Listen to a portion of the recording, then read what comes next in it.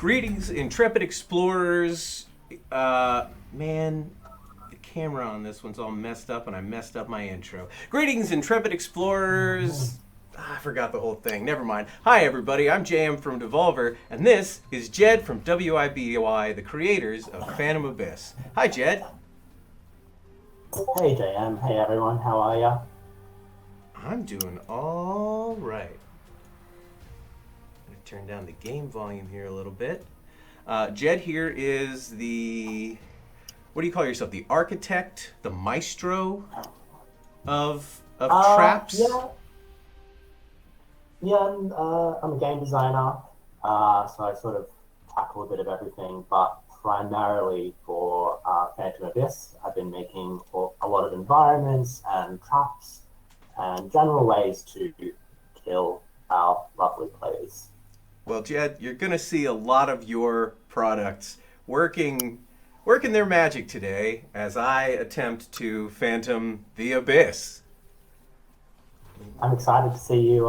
It gives me energy to see players struggle. Oh, good. Get ready to get juiced up, Jed. Okay, I'm ready. Okay, so I guess while you play, I'm going to go through our questions. I'm going to start with the Discord and just sort of start from the beginning and then sort of progress. Sweet. If you're watching on Twitch and you want to go ask questions, go find the Phantom Abyss Discord. I should post a link to although I do have the Twitch open, so I'll read that chat if there's anything in there. Consummate professional. Yes, let's start from the beginning.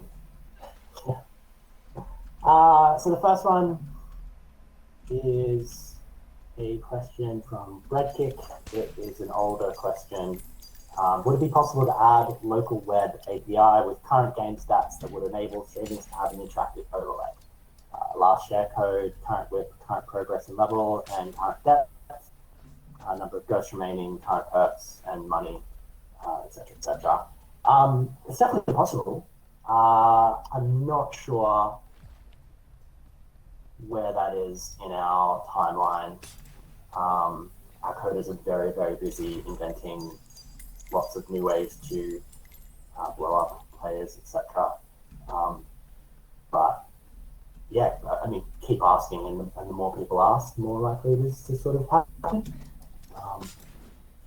That's all I can sort of answer about that, I'm afraid. Okay, so go on to the next one. Is the fog or other effects in the temple randomized? I've noticed in some floors that the fog is a lot more bright or dense. The fog is different depending on which floor you're on. So, you know, the ruins is different to the caverns, is different to they're different art styles throughout the temples. So I don't know if it's different by floor within the same kind of depth, but it might sort of have the illusion if it's like a really, really big room that it is brighter, or maybe the lighting in that room is different. Will a room ever have multiple entrances or exits? There are a couple of rooms, especially in the latest update, that have multiple entrances or exits. The game randomly chooses an entrance or exit from a set of potential entrances or exits. They won't. The only room that ever has multiple entrances is the pre-relic room, where you sort of have to open all of the locks to get into the relic room. So yeah, but otherwise there's not. It makes it difficult to get to the end if there's multiple entrances or exits. Who puts the rooms together? Who designs them? That's me. There's other designers in the team who have made a lot of rooms as well, especially Ben. But he's sort of moved on to lead designing and designing other new content while I make the new stuff. Hold on, Jed, real quick. Yeah. Is Slack using the same microphone as Discord? We've got good sound quality from you on Discord and not good on Twitch.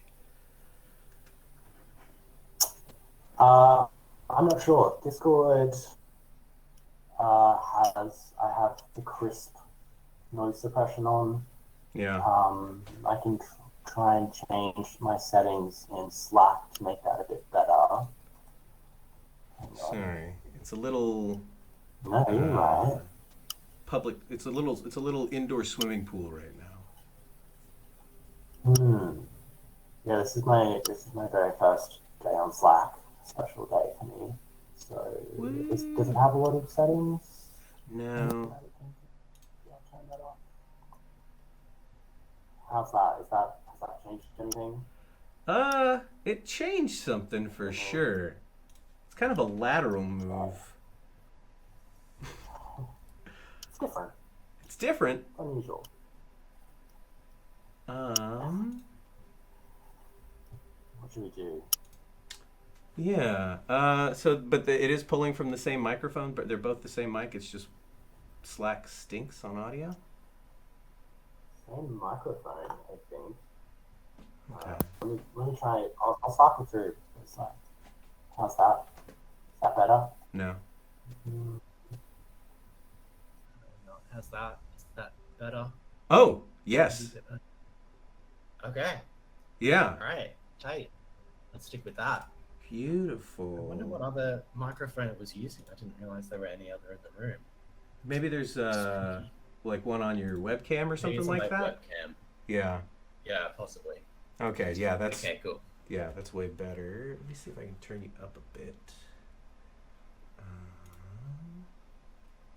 Mummy Mummo. No, that's as loud as I can get. All right. Well, you're a little quiet, but your quality is much better. Hey, Hablemos Devas thanks for rating us with a party of 4. Muchas gracias. Okay. Yes, thank you for that. Are we ready to continue? Now? Yes. With questions? More questions. Good. So another one from Ward D. The last of his questions. He swears their questions. Will we ever be seeing residential themed rooms where the past civilization would have lived, like houses, etc.? Or is that not how the lore works? This is actually something that I really want to do when I get a chance to make more rooms. I've been working on traps at the moment. But yeah, I really want to make more rooms that sort of communicate the lore. So I want to make rooms that have sort of like forges where the chains were created. I've already made like a bunch of like little temples and churches and chapels where people might have prayed, and where you can also find treasure. Yeah, I definitely want to make more rooms like that. That's really cool. Because I think it's really interesting to come across these little rooms, and it creates a richness in the game. Sort of pause and be like, oh, that's interesting. That's how people may have lived. Maybe I'll make like a bunch of toilets, because that's... Are you like low key like segueing this whole game into like actual like archaeology lessons, like, you know, studying people's waste bins and where they prepare their food and make their tools? Like, oh, it's about the traps, but hey, did you know? Yeah, I mean, I think that kind of just happens naturally. Like when I'm trying to find inspiration for rooms that I build, or sometimes traps, I like look at architecture from all over the world. And yeah, I just think adding those little sections where people may have lived, or made food, or, you know, created some of the traps that are killing you, sort of increases immersion. Yeah. It just makes it a better game in general. So yeah, definitely like try and draw from multiple fields to make good levels. Okay, so let's keep going. From A-Bucket, the blue keys seem to be the rarest to get, as there don't seem to be many large chests in caverns. Are there any plans to increase the amount they show? Maybe adding different / new treasure rooms. Yeah, there's definitely plans to sort of come back and balance the game so that everything's a bit more fair and even, and the flow of unlocking new content is nicer for the player. I definitely want to add new treasure rooms. I think that one of the coolest kind of rooms that you can make, because you can be really decorative and just focus on wowing the player. Like, I love making rooms that when a player walks in there, they're just like, wow. Those are my favorite kind of rooms to make. But yes, we do definitely have plans to increase that amount and decrease in other places. Sorry about the decrease, but sometimes happens with games. Yes. The answer is yes. Next question from Fletchkick. What hobbies do you have when you're not working on Phantom Abyss? This question's always hard. It makes me feel like I'm on a first date, and when someone asks this question, I forget every hobby that I have. Hobbies, pre or post pandemic, I'm not sure. Yeah. It's tough to say. I love movies. I love TV. I love hanging out with my friends and going on picnics. I've been going to the beach a lot recently and trying to be more active. I have a Wednesday night trivia night that I do with my friends. Of course, I still play video games. Tuesday night is games night with the boys. Yeah, just I guess I don't have any hobbies. Those all sound like hobbies. What do you mean? Yeah, I don't know how you define a hobby. I feel like it should be like calligraphy or something. I think it's just something you do for fun. Okay, then yeah, those are my hobbies. Totally count. Drat. Drat. Okay, so next up, are you doing okay over there, JM? No, Just sort of checking in. I'm not. Thanks, though. I appreciate it. Sorry. Yeah. It's been a week. Do your best. Okay, so this question from Kamiyoshi: will the Eye of Agony's music return? It's still one of my favorite tracks. Has a lot of tension to the Eye's appearances. The music was removed because the Eye of Agony pops up very frequently, and it was quite jarring or disjointed. And so that was kind of replaced with a general action music. There are no plans to return that music. I think, maybe if we ever do a soundtrack, I'm not sure. We could add it in as a bonus track. But yeah, there are no plans for that at the moment. Although I agree, it is a sick track. And next question from my Lexi, in the same vein as above, is Defiler and the Next Guardian going to get a theme too? I don't think so. I'm not sure. There's no plans for that at the moment. But again, that would be great. Pushing on. How did the broken poet, writer of all those lore tablets, get into the abyss in the first place? What's their deal? Were they perhaps the first unnamed traveler who entered the temple when it was first built? They clearly had no intention of claiming the final relic, so why did they go in? I don't know. I think next week, or maybe the week after, there'll be a Q&A with Alex Butterfield, who did the lore for the game, and he created the language. So if we come across these lore questions in my Q&A, I can guess, but I don't know. So my guess is, how did he get into the abyss in the first place?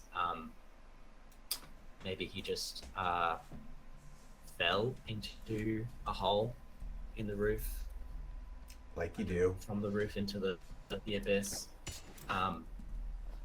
Why did they go in? Yeah, he fell in. Yeah, that's my really non-narratively interesting answer to the question. But save that question for Alex Butterfield. I hope Alex's answer is he fell. Yeah, me too. Wouldn't that be great? He's probably like frantically changing it now.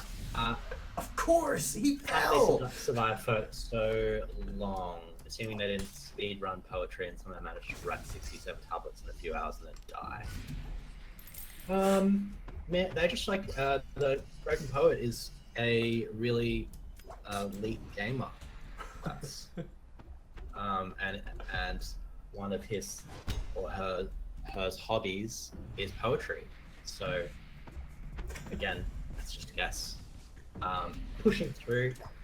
Thoughts on the continuous climbing section idea I had a while back. Quick look at this. They can be vertical or horizontal and have some traps that you'd have to dodge in new waves. That sounds really, really cool.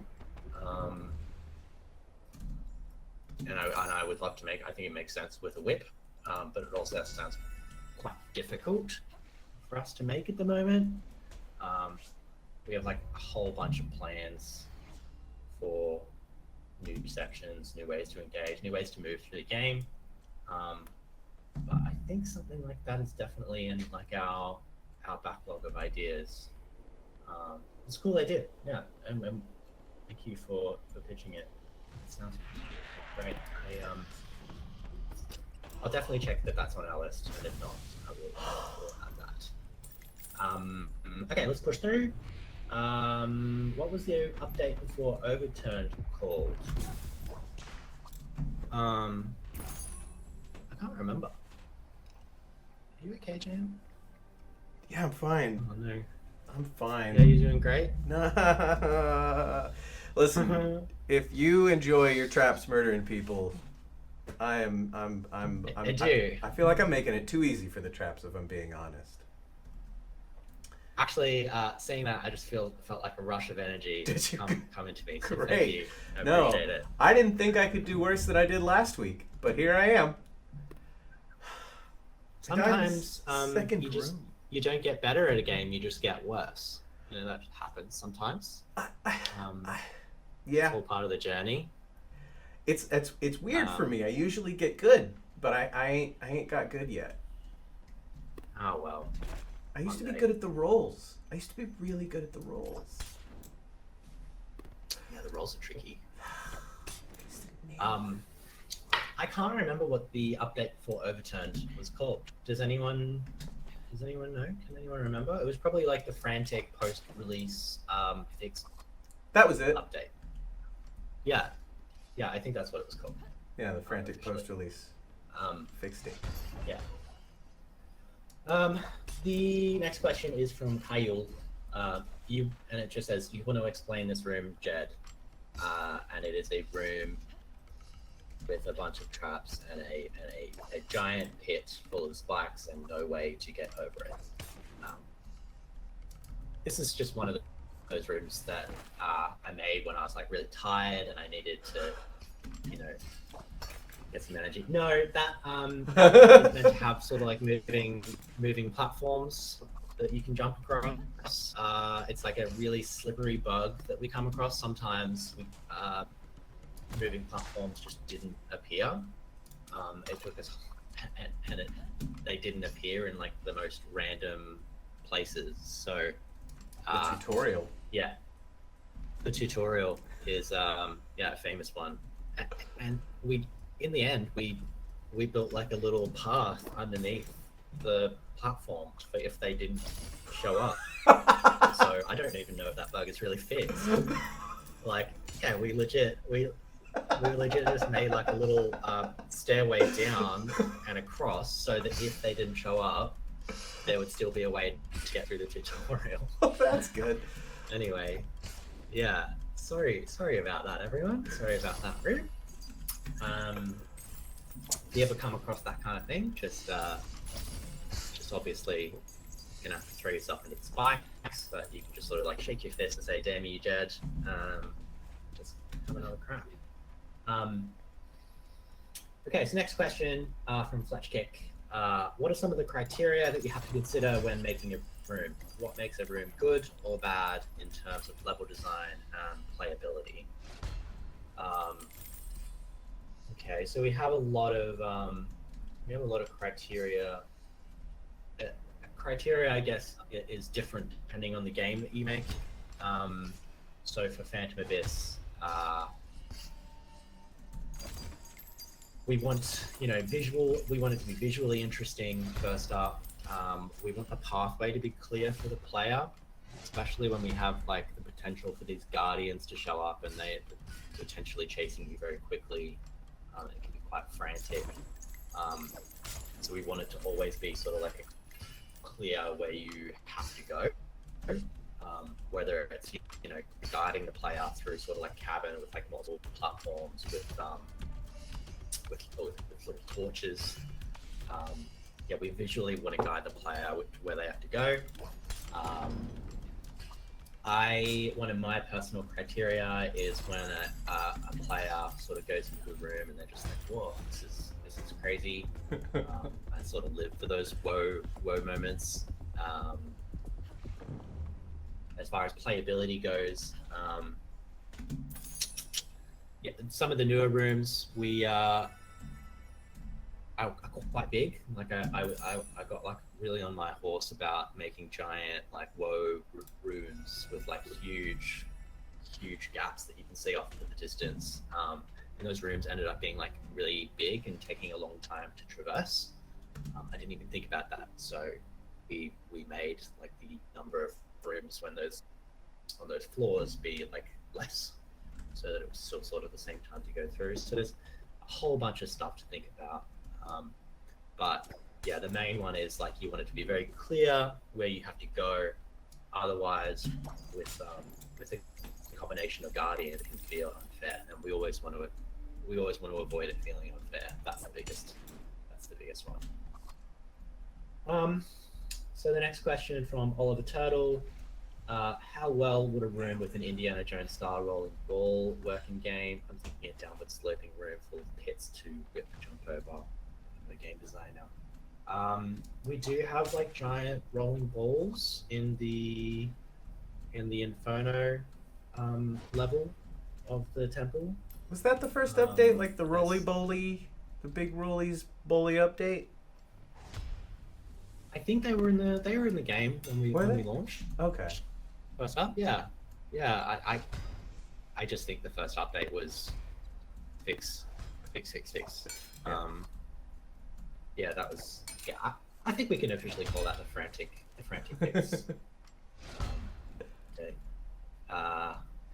So I mean, I don't think that there is like a room where the boulder is sort of like rolling slowly enough for you to like run in front of it for a long time. You sort of like boulder needs to come down and you need to jump out of its way or you will die. So maybe I'll look into making a room where the boulder is sort of like slow enough that you can run in front of it, but you have to like dodge traps. That would be really cool. Great suggestion. Make it really reward Next hover question. slide. Yeah, hover slide is a really cool ability. Hey. Yeah.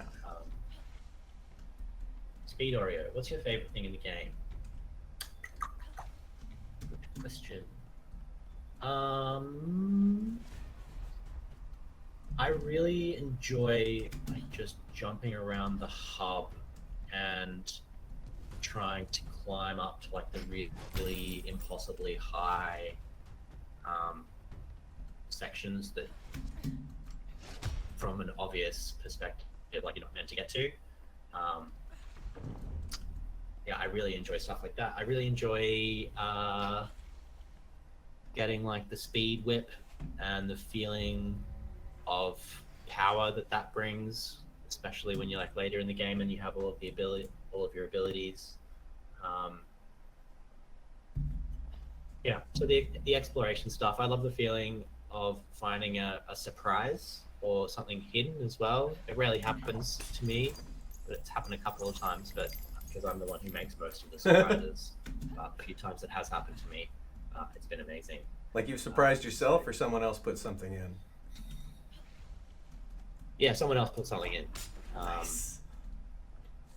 I don't think I've worked on it long enough to have surprised myself yet, but it probably will happen at some point. We're making so much new content. Yeah. Also coming across a new idol that I didn't know was in the game. That is, or a new relic, I should say. That is an amazing feeling. And you know, we have amazing artists making those, so that's really, really cool. All right, pushing on. My Lexi, what's your reaction when people find ways to circumvent or bypass traps, like running under the corner of boulders, jumping around stuff on bridges, running over the top of crushing walls, etc.? Is it something I feel the need to fix, or is it more of an well played, I'll make the next ones harder? Yeah, I think from a design perspective, learning ways to trip up traps or like get around them is like a good form of like mastery. Players learning and ways to expect, learning how traps act and how to get around them is like a good way to master the game. So sometimes I'll just leave them. Sometimes if it's just obviously broken and it's way too easy, I'll fix it. But other times I'll just leave it because I'm a pretty firm believer in the concept of like a lucky run. And if you get enough of those easy traps, like it feels lucky, and it's a really, really good feeling to have. So I think I'd rather spend my time just making more variation and more opportunities for that to be lucky, if that makes sense. Next question from Lota Pamera. Will frozen slippery floors be implemented into any of the temples? Combined with other traps, I think that'd be decent. But there are a lot of people who really miss the icy feet curse from the ice bit. I miss it too. The icy feet curse is really cool. We're working on ways to bring that feeling back into the game. Frozen slippery floors may be a way that we're going to do that. They may not be, but yeah, there's a big chunk of the team who love the slippery floor feeling. Slippery floor feeling. The slippery floor feeling faction. Slippery floor feeling faction. Feeling. Oof. Don't make me do that again. All right, pushing on.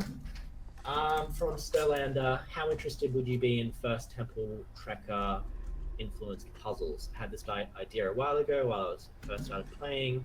Basically, anyone who encountered this certain trap room who was the first to get to it would be able to influence how nasty the traps in the room are for every other player who got that far. I'm not really sure how it would get designed or programmed, but I think it would be a cool and devilish feeling. Find one of these first and control how hard it is and easy. So that's a really, really cool idea. We are always thinking of ways for players to interact with each other, both which and it's like very different from like a regular multiplayer game because you're interacting with players in the past, so you don't get that feedback right away. That sounds like a really interesting way to make that interaction happen. It also makes it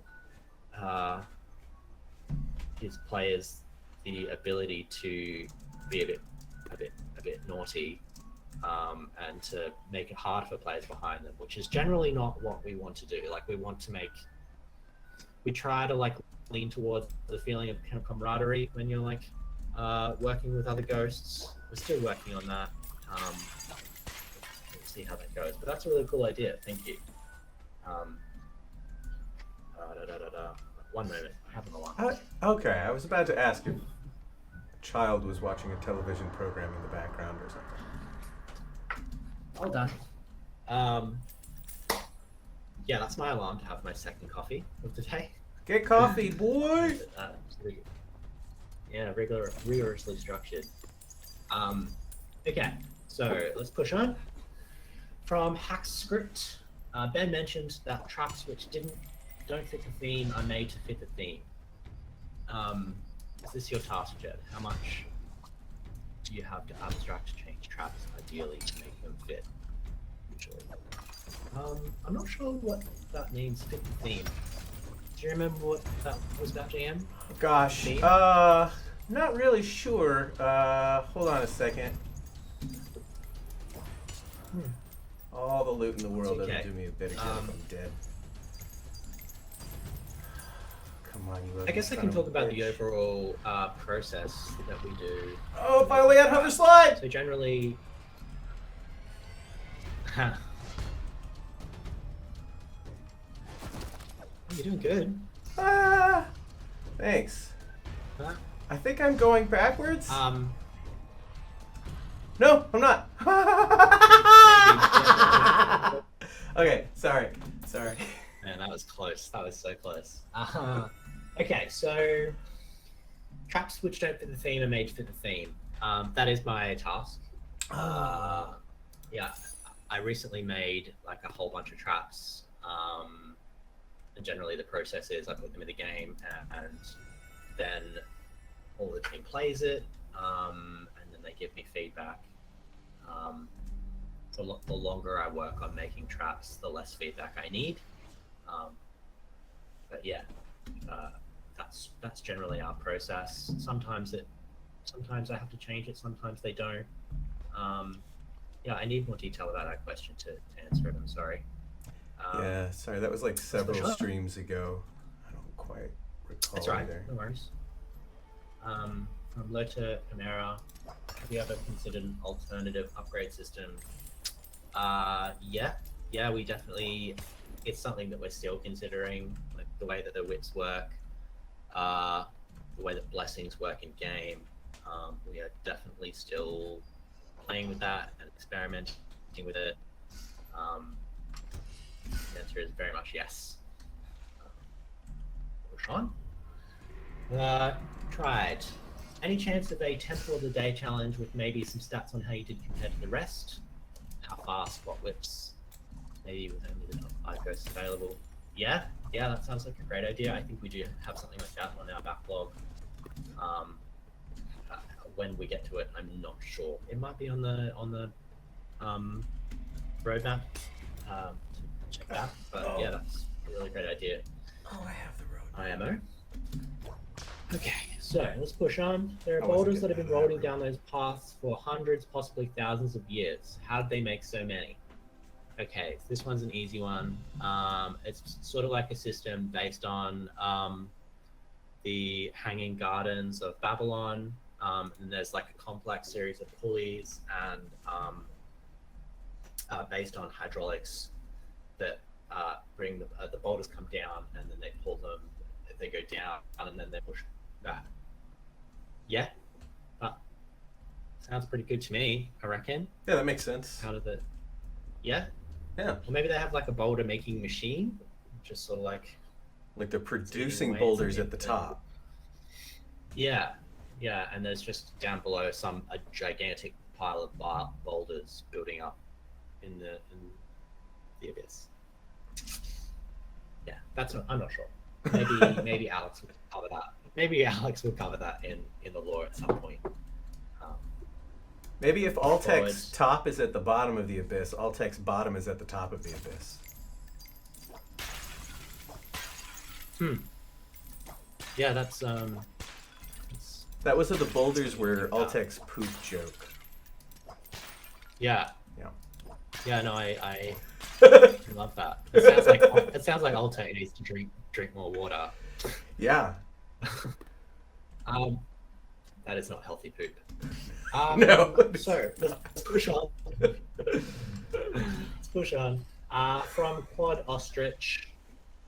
Why is it possible to whip through boulders without taking damage, even though you hear the crunching sound? That sounds like a bug. Oh, way to spoil it for everybody, Quad. Sure we're working on it. Yeah, a bit of a pro tip for everyone for now, but I'm sure that'll be at some point. So from Lota Chimera, Could some upcoming relics reference the other 3 immortal insta-kill go through walls enemies? Spelunky Ghost, the arcade era, Evil Otto from Berserk, and Whole Monster from Venture. I don't think so. I don't know the plans for upcoming relics, but generally we try to have quite a broad set of references to that. You know, we'd even like look at art galleries and the pieces that they have on display there, and we sort of think about treasure in like a much more broad perspective. So like little statues, artworks, it's like a much more interesting system of loot, in my opinion. But yeah, we're always referencing and thinking of different things, and we are going to be making more. So it's possible. I'm sure our artists will look at those references. Pushing on to your next question, what are your thoughts on rooms that collapse behind as you go through them? That sounds like a really cool idea. It sounds like it might be tricky to do with ghosts. So if the room collapses behind you, how are the ghosts that are behind you or the current player going to get through that room? It's ideas like that make you think about how complex and weird the design challenges are in Phantom Abyss. You're always going to be thinking about how ghosts work with this idea and how the current player works with that idea. It's definitely a balancing act, but yeah, interesting to think about. Next question from Ferky. What is the process of making a level, temple layout, traps, testing, etc.? Yeah, so I start with pen and paper. I'll generally do like a little bit of a sketch, or I'll do like a few pages of sketches, and then I'll go back and I'll be like, oh, this one looks cool, that one looks cool, that one looks cool. And then I'll make it, and then I will show it to Ben, lead designer. Sometimes, but we've been doing less of those review sessions. Like the longer I work on stuff, the more confident I am. I've been working on the game for like almost a year now, so yeah, it's gotten to the point where I just sort of make stuff from sketch. So from sketch to creating it, putting in game, and then the team just like sort of plays it, and they get to experience it as it goes. And yeah, so that's sort of the process, and then the team plays it, and we find issues, and then I fix them, and then we fix them, and then we give them to you, and then you play them, and then sometimes you find bugs as well, and then we fix them. That's the process. It's the circle of life. Yeah, it's beautiful and majestic, and gives me energy. Next question from DigiPhoenix. It's a Rift Guardian idea, the Rift being our upcoming next depth of the temple. Do you think having a Guardian with the mechanic of it off-screen teleports closer to the player is an interesting idea? It would add a spooky horror effect and like the devouring rage to keep you on the edge. That does sound like an interesting idea. We spent quite a while thinking of new Guardian ideas. Yeah, that one sounds really, really cool. I will add it to our list and talk about it. But I do think we have a pretty solid idea for the Rift Guardian that's going to be coming up. If it comes up at the same time as the Rift, I think it will.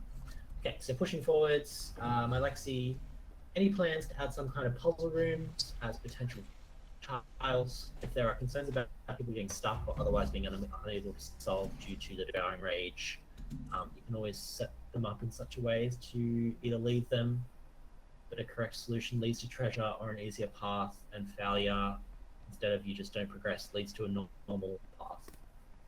Yeah, that's I've had that exact kind of idea. I think it would be really, really cool. Yeah, think that is a great idea because you get to watch other ghosts have a crack at the puzzle and then use that to sort of guide or influence your guess. Yeah, that is a great idea, and I think it should go in the game somewhere. Let's push through. Apparatus, as the above, but even something like the key or doors, but instead of those, it's a set of levers spread throughout the room. Could serve as a Zelda-style, unfailable puzzle that just needs time and a little searching. Yeah, that sounds really cool. I'm into these ideas. Okay. Next question from Kathanid is my dad. Jed, answer honestly, are you a sadist? Did you say that's your dad? It says Kathanid is my dad. That's their username. Your dad asked a question? Oh, okay. No, that's their username is Kathanid is my dad. I don't know this person. I was doing a who's on but first. they are. Sorry. Answer honestly, am I a sadist? Look, I don't know. I saw this question earlier. I was sort of like scrolling through the list and I was like really thinking about it. And I was like, you know what? That's just one for my therapist. Thank you for like bringing it to my attention. I will definitely bring it up in our next session. But I don't think so. I don't know. But you know, watching JM play and die and struggle, it is, you know, giving me a bit of energy. So it's possible. It's like I can tell you that I'm definitely in the right job. I just panicked. Next question. What is the main design philosophy behind trap mechanics? As in, what thought do you put into traps to make them fair yet interesting to find multiple ways around? Were there trap ideas that were cut for any reason mentioned above or otherwise? What design philosophy behind trap mechanics? Yeah, when we try and design new traps, we try and think of ways to move or behavior that we're trying to encourage our players to do. So whether it's, you know, creating traps with deep pits or things that you need to climb, because we wanted to increase verticality in the game, or whether we wanted to make a trap that players can interact with the whip because we want players to be using whip more. The main thing when we think about traps is that they have to be fair, and we try and create like a different variety of ways to interact in the game and to move in the game and to always keep things interesting. But fairness, I think, is the big one. Fairness, and then what we want to encourage players to do, or how we want them to behave. So let's push through. This one just said, thoughts on my Lexi's fan tablets / phablets. I don't know. Do you know what those are? What are they asking? I'm going to scroll down to the bottom, and if my Lexi could put information about these fan tablets or / phablets, I will look at them and I'll be able to answer that question. Okay. So the next question from Dark, maybe not for this dev to answer. Will there be any design to reward speeding through a layer? Points for a run, extra keys, or maybe something else in the works?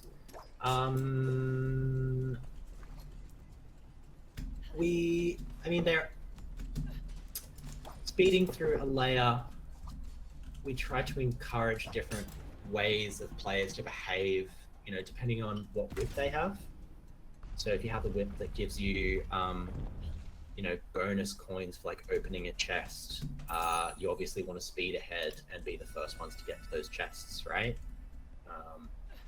And then there's the whip where the other phantoms, they like steal coins from you. So we try to encourage different ways of playing, whether it's speeding through a level or taking your time in a level, so that players can choose how they play, or sometimes they are forced to play a certain way if they're trying to upgrade a certain whip. That's how we try to reward speeding through a layer, as you say. I guess that's the best I can do with that question. Does that make sense? This next question from my Lexi is in the ancient language. They appeared, so they've obviously unlocked the language. You understand how it works. I think they've created even new glyphs here.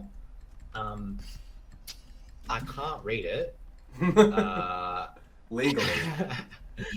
Alex Butterfield will. Yeah, legally. Yeah, maybe it is just something. Maybe it is swearing. Are you swearing in the ancient language? I'm not sure. Not okay. That's disgusting, though. Shame on you. Yeah, I'm not even going to grace that with a response because that is just disgusting.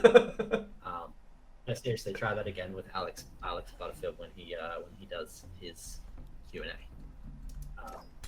Alright, so pushing on. Ward D.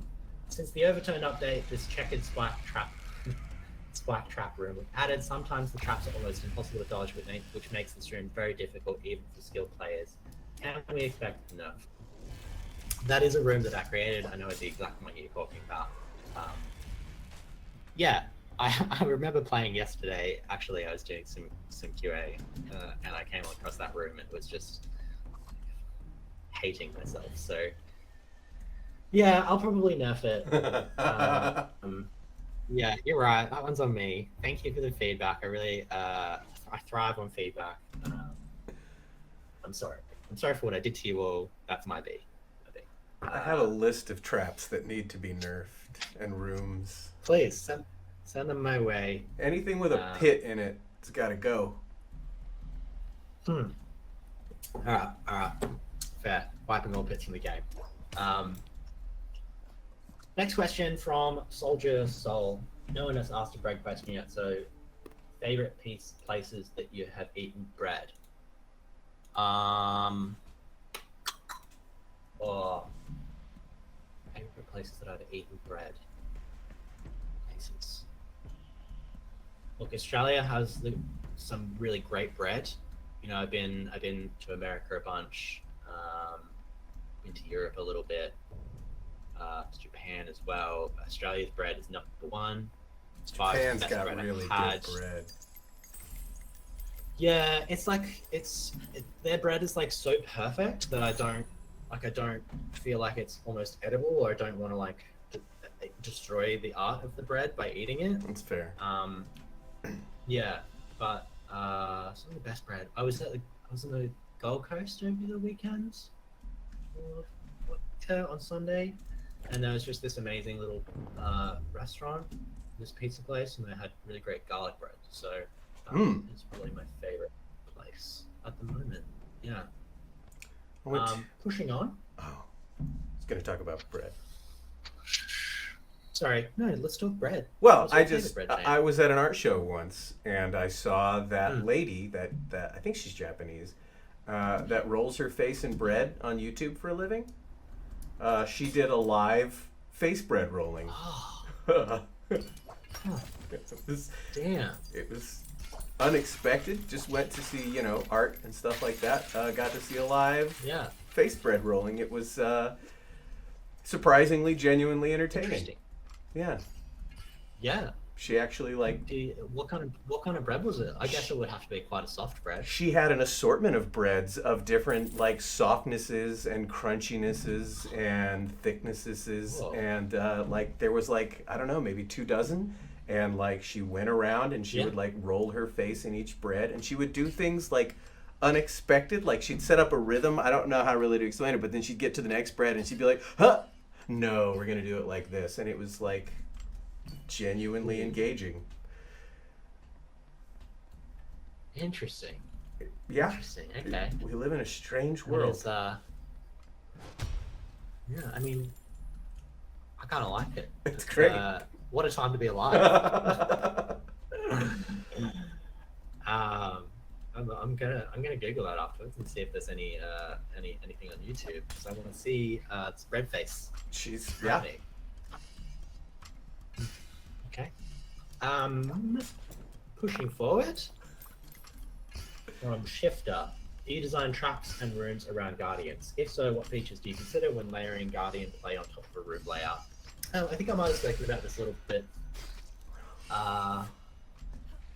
I recently made some rooms that have like really like tight corridors and they like wind around each other. I super hate those. And I had to. Yeah, sorry about that. I actually had to nerf those a little bit because they wound so much that the Chaser Guardian was quite problematic. Like you can't quite get away from them. But those levels only pop up in the early temple, I believe, which means that the Chaser Guardian is quite slow. And I also made it slightly less windy as well. So yeah, we do design traps and rooms around Guardians. It's something we have to, otherwise it feels unfair and not fun. So pushing forwards, Ferky, what about a Guardian that spices up, improves traps, moving faster, bigger traps that are buffed by Guardian? Yeah, that sounds really, really cool. It would be interesting to think about exactly how they would spice up the traps, which traps they would spice up, whether they spiced up all of them or not. But that sounds sick. Blitzer, will area 4 or 5 have a trap that is extremely hard to dodge, insta-kills you, crashes your game, deletes your progress, and uninstalls your game? Yeah.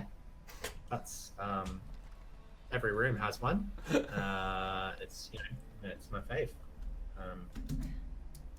Yeah, it's the soul nuke. You also lose your soul as well. So sorry. Brutal. Sorry about that. Yeah. Even in early access, or like doesn't have to be the full version. We're still working on the soul draining technology. It's quite difficult to extract the player's game from the player's soul from the game. It only currently works if you have a webcam. So it's not great. It's working. Next question. I think we've only got we've got some. Yeah, we've got a bunch. Okay. From Fletch Kick. It seems to me, perhaps I'm mistaken, that the questions week to week are slowly starting to slow down as more and more get answered. Might be nice if team members spent 5-ish minutes either before or after questions just to talk about progress that has been made on the game week to week. Yeah, that would be very cool. I will take that feedback to the team. I think it might be like a bit of a balancing act. Like we might have to prepare a statement because we don't want to spoil anything that's coming out. So I can tell you that this week I've been working on a whole bunch of new traps. Heaps and heaps of new traps. Both new variations on existing sort of mechanics and even some new mechanics. So the next update is going to be huge. So going forward, DigiPhoenix, any hints for the new Guardian, possibly in relics and glyphs? No hints at the moment. Can't do it. No way. Sorry about that. It's zipped tight.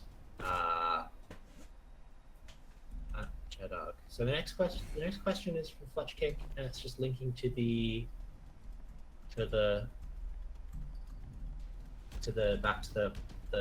language that I can't read. I don't know. I still don't know what it means. They're just shoving it in your face. Swear word. Yeah. From Lotte Panera, about some of the Guardian ideas that you've seen, like Digis, how repurposable are they if they were to be made into the mechanics of an enemy instead of a Guardian? We don't know anything about the enemies yet, but if they are still capable of having this kind of mechanic, then we are an idea factory in another category. I'm not sure how repurposable they are. I know that if we make a new mechanic, it's like quite a long process, and there's a lot of polish, and with the way that the temple generation goes, it can be quite specific and not repurposable, but sometimes not. Sorry, that's a very unuseful answer to that question. But we are also always looking at the ideas section in the Discord, so keep those going. Next up, we have clarification on the fan tablets question. I wrote some things in the ancient language in the vein of the lore tablets that are already in the game. My handwriting's terrible and my grasp of the grammar is tenuous at best, so please don't look too closely at that. It's too late, I've looked at them. They are disgusting swear words, and shame on you. No, it's really like the fan engagement with the language is like one of the coolest experiences that I've had on as a dev. Like I didn't even make the language or lore, and it's still so cool how that's all played out and how everyone's been engaging with that. So yeah, keep it up. Next question, Letter Primera. I'm also using this to mean overturned as an overturned update in the video I'm making. Should the rotate glyph come before the on top of glyph, or is... Yeah, I don't know about the grammar, I'm sorry. I think I'll ask Alex Butterfield to come and check, to come and suss this out. He might be able to tell you, or he might not, but I will ask him to come and have a look at that and let you know. From Kyle, since the game is clearly heavily inspired by Indiana Jones, have you considered a giant room full of big trapdoors where every trapdoor has a different giant symbol on it, and the ceiling shows Snake, Sun, Skull, and you have to run across the trapdoors in order to cross very more clearly. I actually haven't considered that idea. That's a really cool idea. We don't try to copy Indiana Jones directly. And I think compared with this is like so much more its own thing now. But yeah, that is a cool idea. Sort of like an interesting puzzle influenced by visuals. I like that chapter actually. That's sick.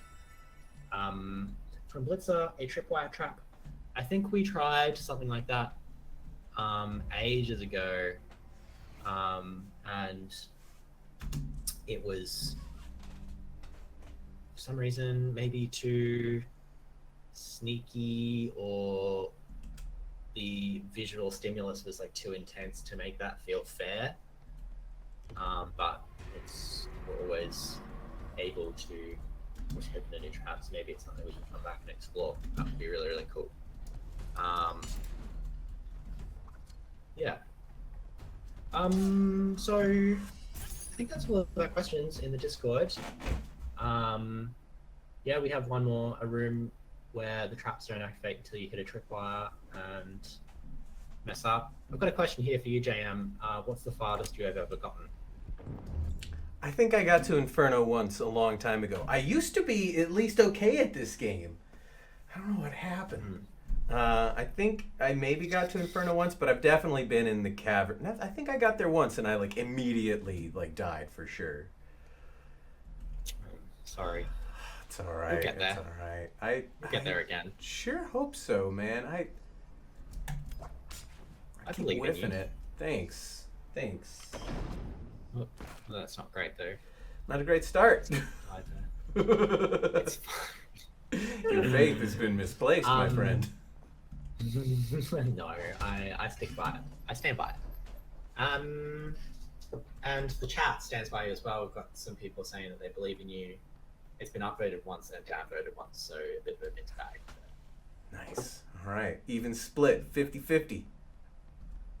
Oh, no, 2 upvotes. I'm winning the crowd's favor. This is just like all of my favorite animes. I'm doing it. Congratulations. Okay, so yeah, I am taking questions from chat now. Although we are at 11 o'clock. That's our hour. I mean, that's the planned hour. You know, you can hang out and do more, but it's up to you. Yeah, I mean, if anyone has any, like, I'll answer a few more questions, or also I don't want to soak up everyone's questions for future Q&As. What do we? Let me just have a brief look at the Twitch chat. Someone said sup chat. I sup. Yeah, we fixed the audio. You're going back from the beginning? Yeah. Dedication. Quick one, just a quick scroll. Okay.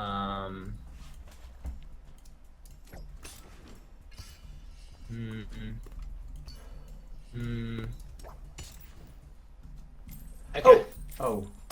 I think that's it. Nice. All the devs going to be fluent in Glyph someday. No. I do not have the. I don't know. I certainly won't be.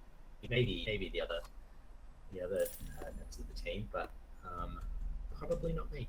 Sorry about that. Can you do a thing where, like, when I flinch my whole body downward, my character, like, ducks in the game?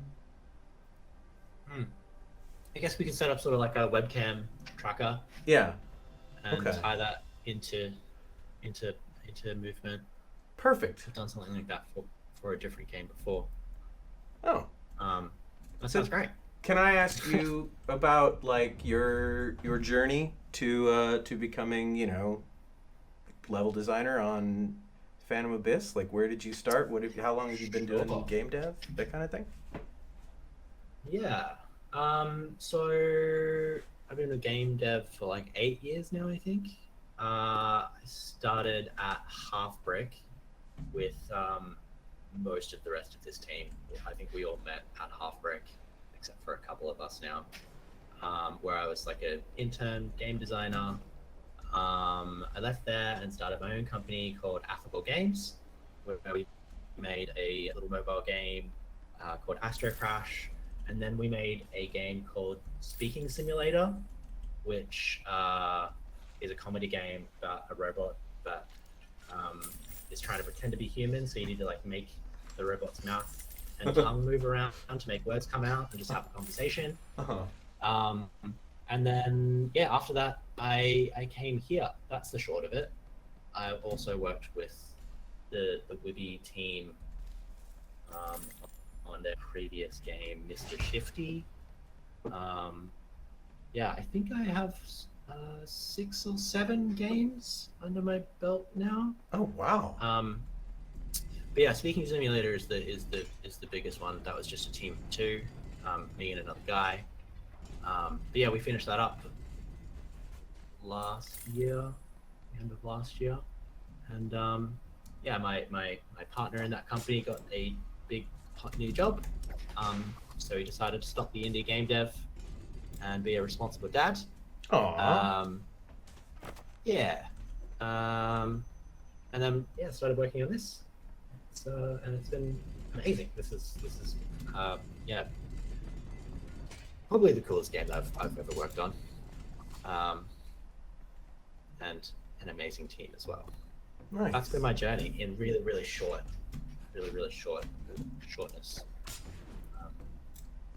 Any other questions from anyone? Is there anything about the future of the game you can tell us that you guys already haven't? No, I don't. Yeah,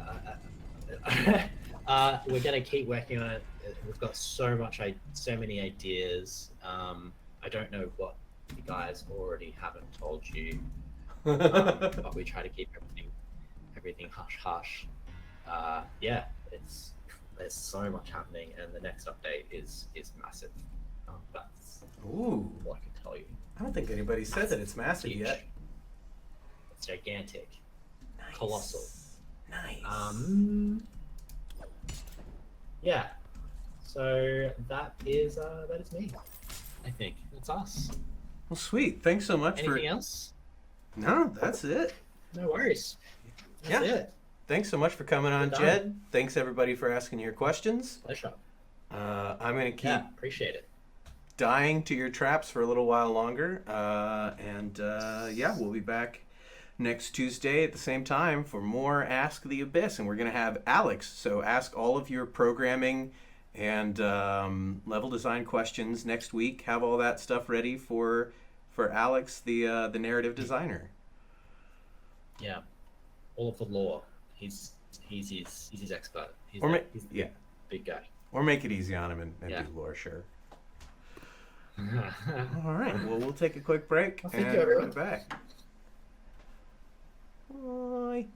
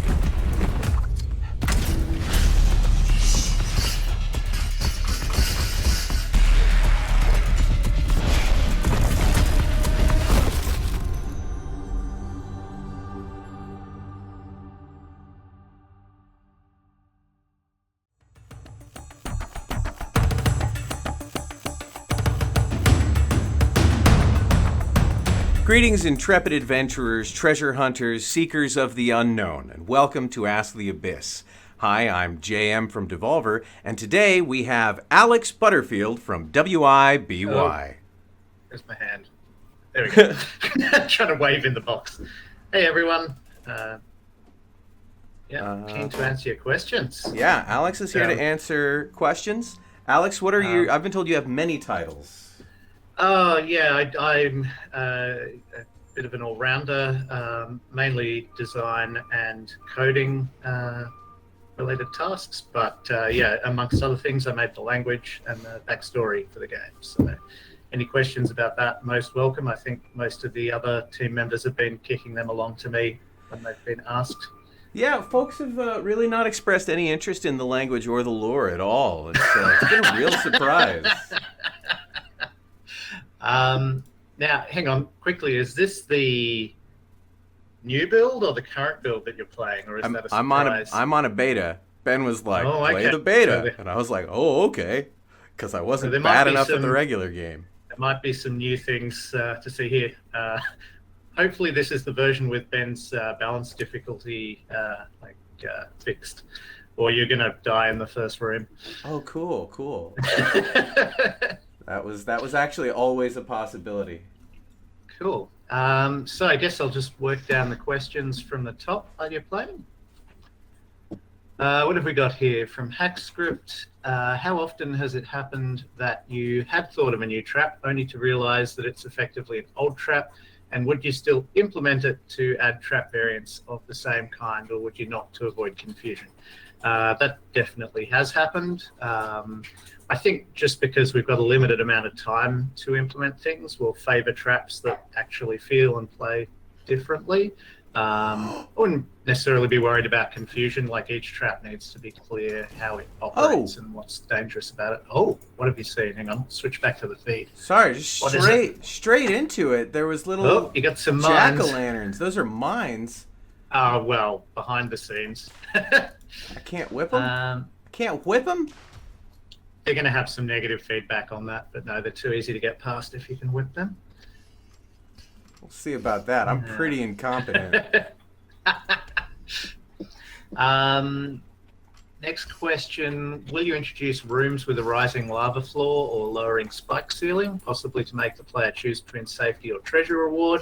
That is definitely something we've talked a fair bit about, and it's top of the list for when we add a new type of room rather than just new rooms. So I think I'm not sure where that sits on the back log, but definitely keen to get something like that in the game, yes.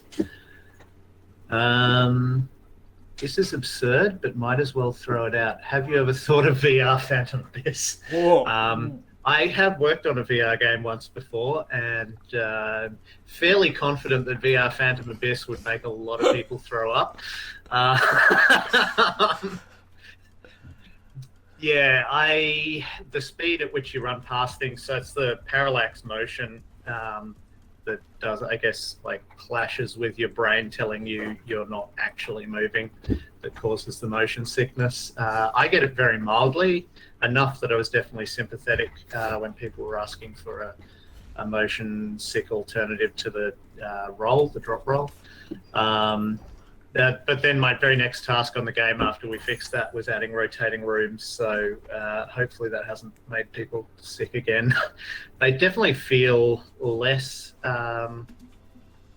like they don't trigger me as much as the drop roll did. So, and I haven't heard too many people have an issue with it, but let us know if it is. Obviously, we don't want to make people feel sick.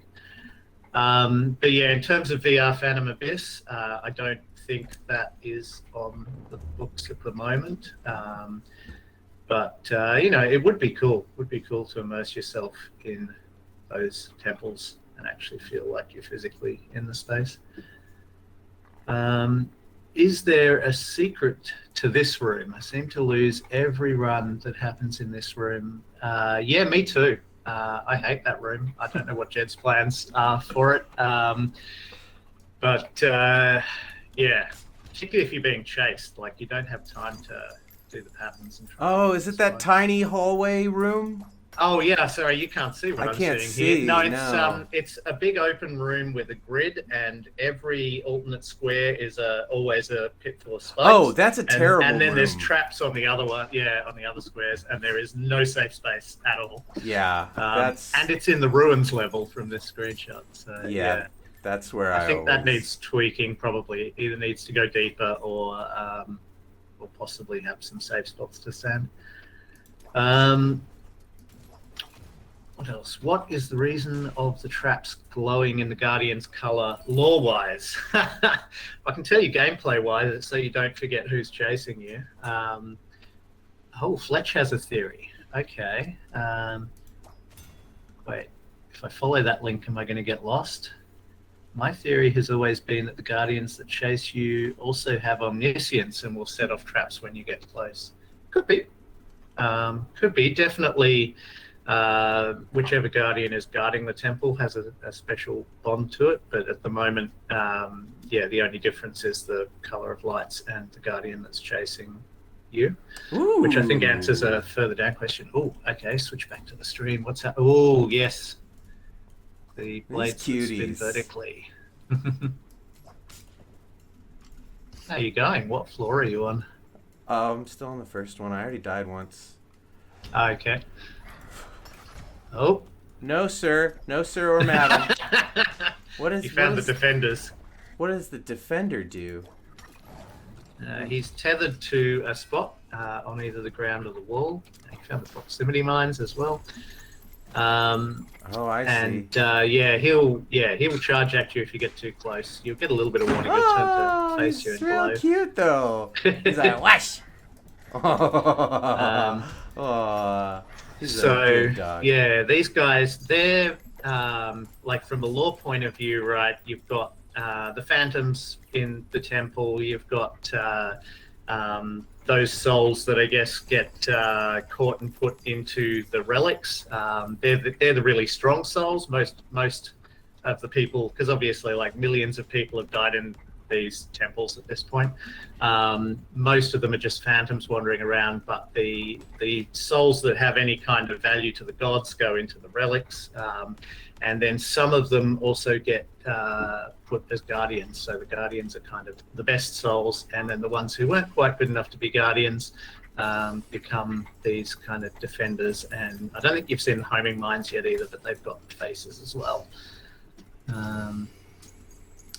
So our player souls are pitiful, is what you're saying. Our real enough, human souls are good enough for you, Alex. If you're good enough, maybe you'll become a guardian one day. But I mean, obviously the goal is to escape from the temple. Now, next question. Will JM ever go to Caverns? I've been to the Caverns. But it's harder now. I was bad at it before. I think we should start a pool on this, actually. On whether I'm going to make it today? Before JM gets to the Caverns, yeah. Oh, shit. I was about to say I have faith in you, but we'll see. I dove into a spike. Yeah, no, I got a gift, and it's not winning. Okay, don't suppose you have the Night Whip unlocked yet. Maybe that'd help. Night Whip? Yeah, I'm unfamiliar. Oh, I just went gives backwards. You 3 extra hearts, but it also makes the Guardians get hard twice as fast. So, but you'd probably make it to Caverns with that. Call it the Fluffy Whip. Oh, okay. What's this? Motsay's just messaged me to ask to tell Hackscript is mostly correct, but I don't want to follow the link there, or I'll get all confused and lose my questions.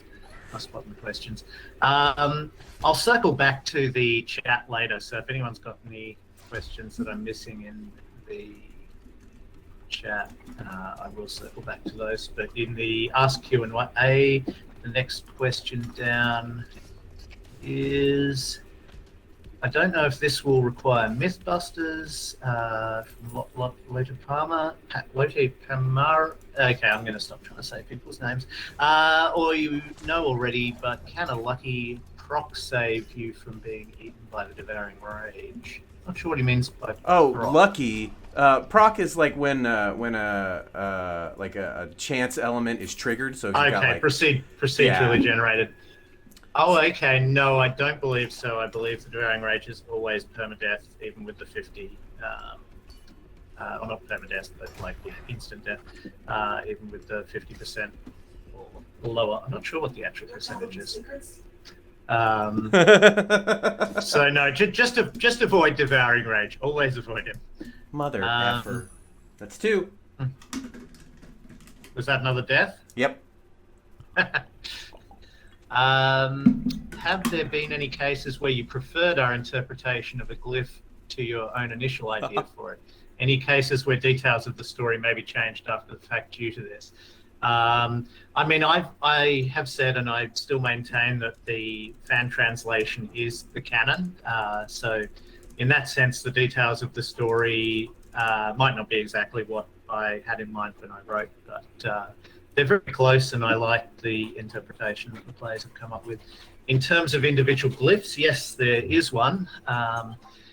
The glyph that is currently rainbow was initially I had intended as grey, but the reasoning the players chose for rainbow I really love, and it actually improves the poem panels that it's written on. So I'm just like, yeah, sweet, that's rainbow now. That's filtered back up to my own definitions. Will special lore specific to each guardian appear in temples with them? Example, could Devouring Rage lore appear in temples he defends? Possibly. There is a small amount of backstory for each of the guardians, but it's like a single panel in the hub at the moment. But if I end up filling out like more backstory for those characters, then quite possibly. If we run out of questions, can we just watch JM suffer in the temple for a couple of hours? Yeah, I'm down for that. How do you feel about that, JM? Thanks, chat. That's funny when you were saying something about the lore of the Guardians. You said something about like the lore of the Guardians is single, and somehow I thought you were gonna start talking about how like the Devouring Rage was like a single dad, like trying to like work his way, like take care. I mean, who knows? Maybe I didn't go into that much detail about them, but basically the lore covers what their profession was before they went into the temple, and kind of gives a vague reason for why they attracted the favor of one of the particular gods and got turned into a guardian. But, yeah, competitive eater. Well, I will say about Devouring Rage that there is a little bit of intentional ambiguity about what his profession was that I don't think the players have fully explored yet, but we'll see if people circle back to that and have new theories now that I've said that.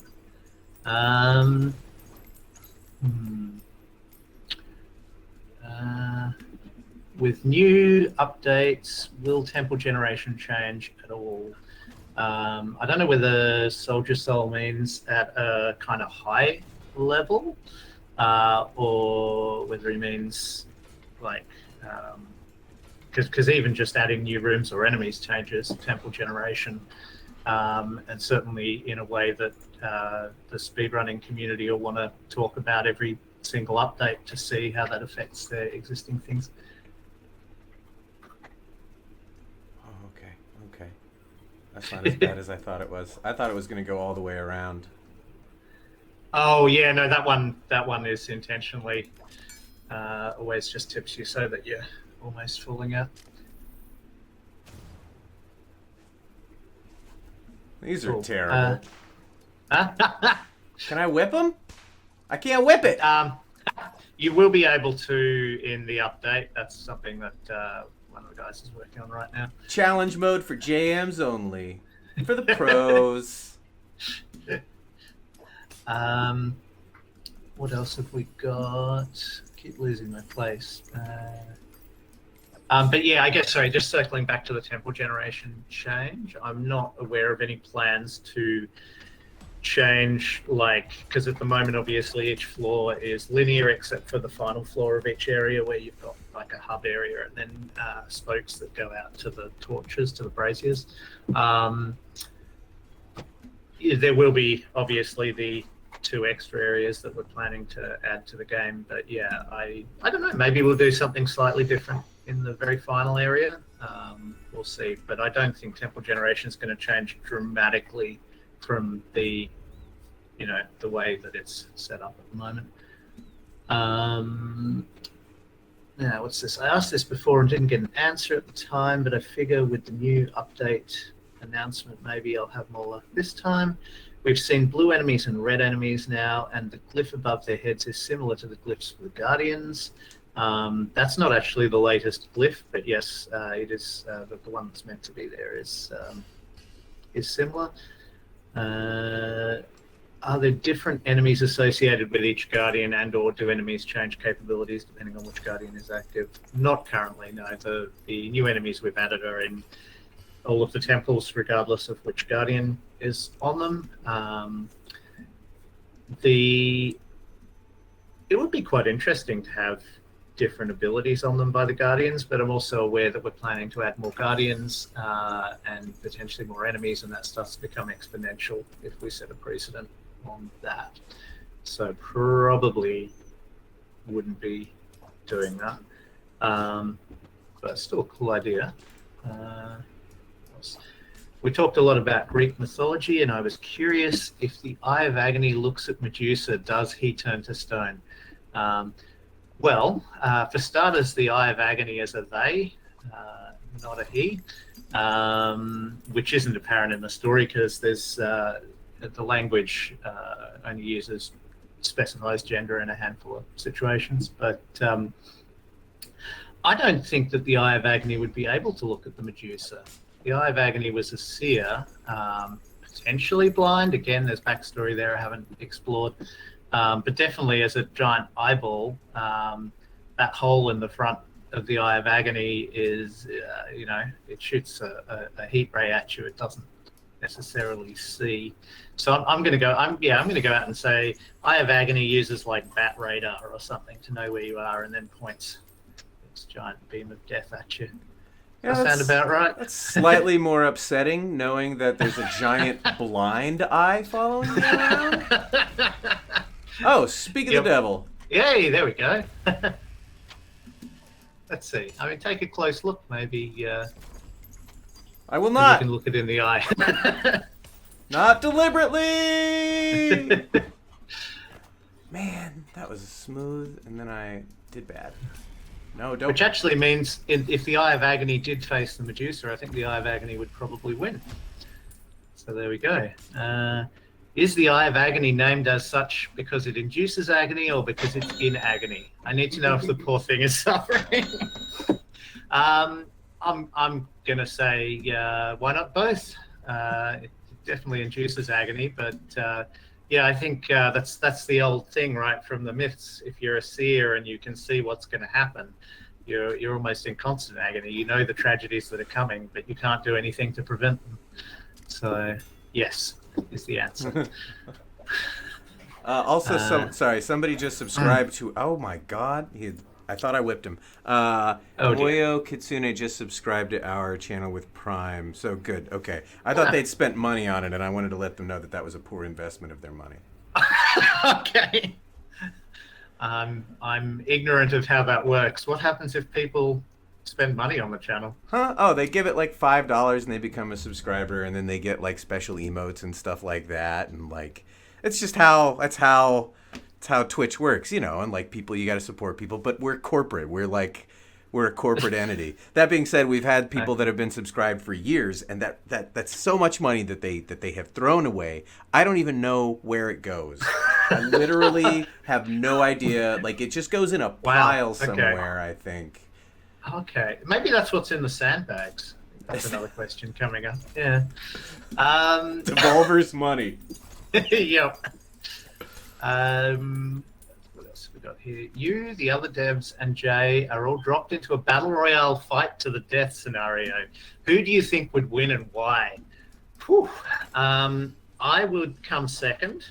I know this because every time I play a battle royale game, I play it exactly the same. I run and hide, and I'm really good at that. And then I outlast everyone else except for whoever's best at killing people, and then they hunt me down and kill me. So I would come second. Wait, was it a real life battle royale or a game? I mean, either. Okay. This doesn't specify, but we're dropped into it, so let's say a real life one. Yeah. Okay. I'm going to say that Ben would probably win, just because I don't know. Motse just messaged me and agreed Ben. He's the guy on the team with the killer instinct. He's like everyone else would hesitate. He's just crazy lucky at times when it really matters. I'm actually going to stop for a moment and tell a story about this one time that we played Risk together. And I had an army blocking, like, I don't know, Central America or somewhere, one of the key kind of points to block to keep a continent. And he had like 3 guys. So he was blocking it with 3 guys. I was trying to invade. I had 20 guys. And he just kept rolling 6s. And the way Risk works, it doesn't matter. If you're the defender and you're rolling 6s, you can't be beaten. And yeah, his tiny army decimated my massive army, and I eventually had to withdraw, and there was just nothing left. And I will never forgive him for that. I worked out the odds. It was something like 1 in 10 billion or something ridiculous. But yeah. So yeah, it'd definitely be Ben who would win the Battle Royale. And there'd be some ridiculously lucky element to it as well. Like, he's the guy who gets the frying pan kind of thing, but he still wins with it. Oops, all these bullets keep bouncing off my frying pan and into the people shooting at me. Yeah, pretty much. I mean, he's also pretty good at Twitch games, so, you know, between those two things, by which I mean not games on Twitch, like, games where you have to be fast with your reaction speed. Are there any plans for something to allow you to skip to Caverns or Inferno? I often have to go on a time budget, I have to game on a time budget, and it's hard to fit multiple lengthy Inferno runs in every time I sit down. That's a good question. Maybe there's room to do something like that. Oh, it's a secret. Okay. Apparently there might be plans, and I don't know what they are, but yeah. I'm just going to say it out loud because I know what it is. Yeah. Play like I do. Short, quick runs. You can fit a lot of them into a 2-hour time period. You can fit a lot of them into a 10-minute time period. Right. So Fletch just needs to die more to achieve that. Yeah, it would be good to accommodate players who don't have a lot of time to play. So, yeah, I hope that we can, and it sounds like we will be supporting that in some unknown or not publicly announced way yet. What else? Are the blessing choices related to the temple seed, or does every phantom have a random selection at hand? No, they're completely random each time. I wrote the logic for that, so feel free to hit me up. I think there's still an outstanding issue that you sometimes get offered a heal 1 heart or gain a heart, and gain a heart is just always better, and I don't want that. Ideally, you want the choice to be between 2 things that you weigh up, which is better for you. And I know occasionally there's a bit of controversy about, like, there's 2 blessings in particular that nobody wants, and sometimes you get offered a choice between them. If that's the case, I do actually want to look at the analytics, because we put analytics on players' choices of blessing, and if there's ones that are just always ignored, then I want to revisit them and make them a bit more powerful, because it shouldn't ever feel disappointing to get a blessing. You should be happy in some way with what's offered to you. And obviously there's plans in future to add more blessings as well, so that's probably when we'll circle back to that if there's any blessings that need a bit of a boost. Next up, when will the invasion update come out? Or maybe it's already out when doing this Q&A. Well, I mean, you can see it's close to ready. We're just tidying up some bugs, including making it less deadly for JM. But yeah, very, very soon. Very, very soon. I couldn't tell you the exact time and date, but you won't be waiting long. Oh, come on. Missed that. What happened? I hit 1, but it didn't blow up the one next to it. Okay. Oh, what? Oh, that should have. I don't know why that didn't blow up. What else have we got? Well, there's a lot of people that died in this entryway. What do you put in the sandbag? Well, yes, I think I already answered that. That's where the money from subscribers goes. Mm-hmm. No, in my mind, you know how I said, like, the souls of the more valuable people who go in there and kill themselves. And when I say valuable, like, whatever's valuable to the gods, what gives their souls energy, like, you know, how strong and persistent they are, how brave they are, whatever those kinds of traits. Like, the really good ones go into a specific item, and that becomes a relic. But the really rubbish ones, I'm going to say, become grains of sand, and that's what fills the bags. Though also there's an alternative angle that the sandbags are put there, Indiana Jones style, by players who've taken the relic. And I have no answer for the box. I don't know why the box is there. Maybe a courier came there, he got the wrong address, and he came all the way down into the temple, but he was a really brave and persistent courier, so his soul went into the box and it became a relic. What answers except for sand can you come up with for the previous question? We did. Well, we've had a few. I think we're doing okay on that front. Yeah. Money and souls. Money and souls. Yep. How many loaves of bread would we need to weigh enough to swap out the sandbag? Good question. As an interesting aside, I recently found out that I'm gluten intolerant. So bread is of the kind that most people enjoy is a thing of the past for me. Now discovering all of the gluten-free options. But how many would we need to weigh enough to swap out the sandbag? It depends on the bread, surely. Like, some bread's really fluffy and some's really hard. Like a a single, what's that, pumpernickel or whatever it is, like would probably be enough. But like if you're using croissants, then or like, is a croissant technically bread? I don't know. If you're using a baguette or something, like you'd have to balance it really carefully. But maybe one baguette would work. Do you remember the 21st night of September? Oh, as in last night? It's a bit of a blur, honestly. I think I had to work late because I had to go out in the middle of the day. So, and then I watched some Catfish, which I've discovered there's 7 seasons of, which is nuts. There's like hundreds and hundreds of episodes of people pretending to be other people. Is this like a real, like they, like it's true stories of catfishers? Yeah. Oh, wow. Like the movie was successful and then it launched an MTV television show. And every single episode they go and pair up, like introduce people to the people who've been catfishing them. I don't know, I find it really interesting. It's like a character study. Because there's so many different people on there and so many different reasons for doing. Oh, James looking at some lore. It's a. It's all about the weight of bread. Okay. Sure, we'll go with that. This is a recipe for gluten-free. Look, you are abusing your power, Alex. Nobody wants gluten-free pita bread. They're getting better. It's not as bad as it used to be. You can get some decent gluten-free bread. No, I enjoy some gluten-frees.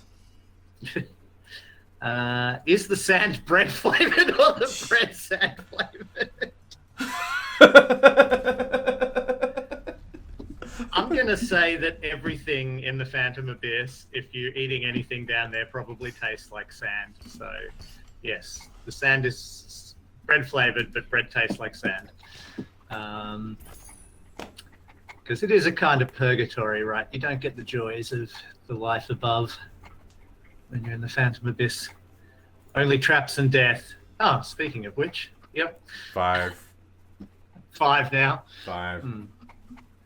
I'm next. Yeah. Sorry, I was about to be like, man, this is like the worst I've done, and I was already pretty bad. But it is the new stuff, those vertical things, and I can't just to stop be clear, them. we're still tuning difficulty for that. Like, we don't want to make the game too hard for you.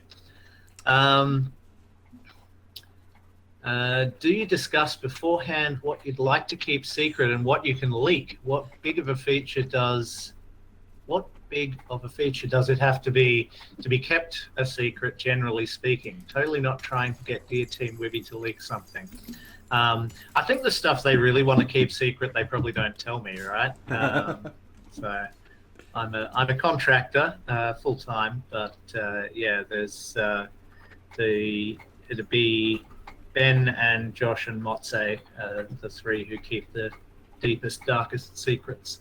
I can talk on the lore side of things, that there's definitely stuff about the story that I don't want to say yet, because that might, I guess, spoiler in some way the fun of players working out what the tablets say. Plus also, it would interfere with the concept that the player's translation is what's canon if I leaked too much about what's coming up.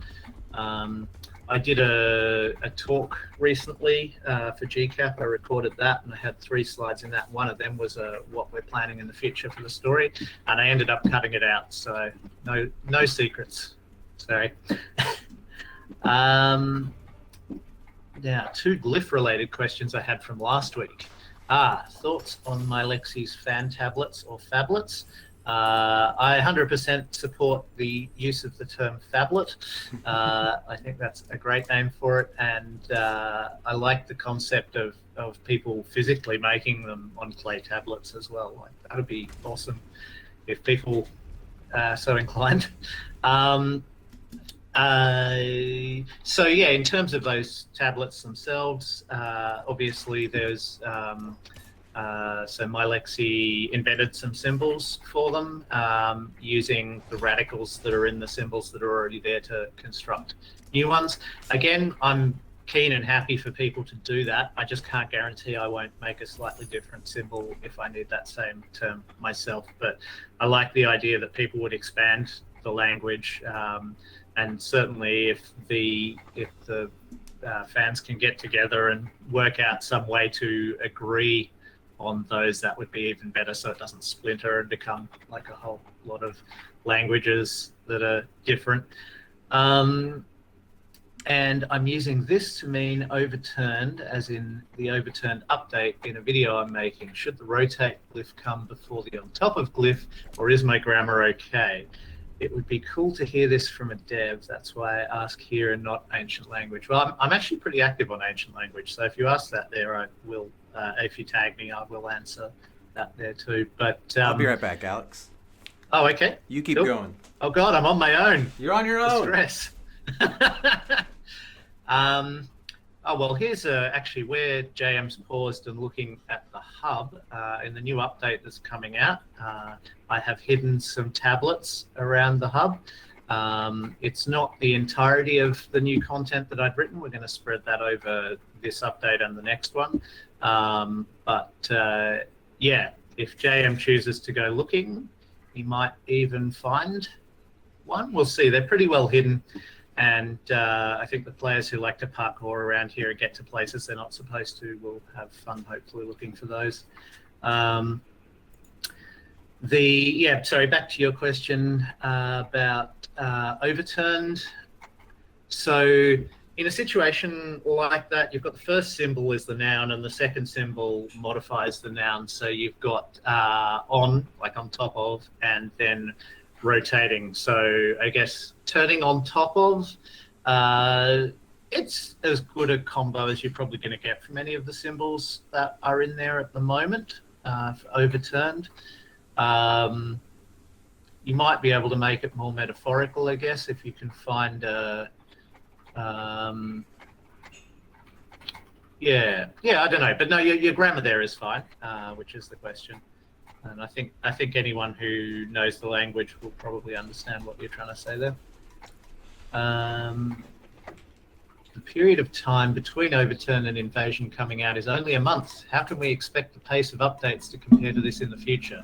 Not asking as someone who wants to know when the next update is, but as someone who's currently rushing to release a video about overturned when it will soon be not the latest and greatest version of the game anymore. The goal is to release something roughly monthly, but development is a difficult thing to estimate times for. Not everything takes the amount of time that you think or hope it does. So that first update came out a fair bit later than we had planned.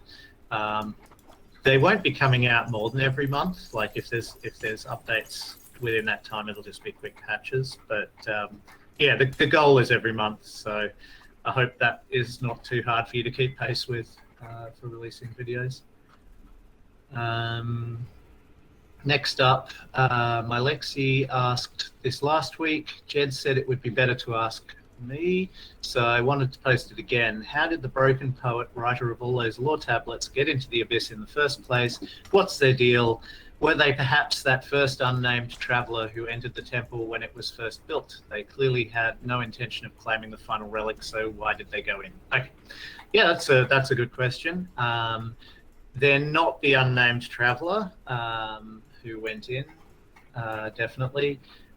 They've just gone in as an employee of the king, essentially, or well, they probably don't get that much pay. As a person who works for the king, those temples don't build themselves, right? So all of the builders, and in this case, the poet who also would have been engraving those tablets, has gone in there to do the king's bidding, and then they've all ultimately, one by one, been sacrificed. But the poet decided he wanted to finish his life's work first, so he was there a bit later after the temple started emptying out of all the people who built it.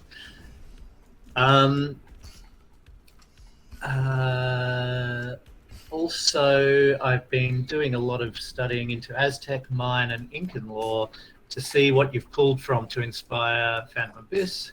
Does Quetzalcoatl inspire the drag snake motif around the temples?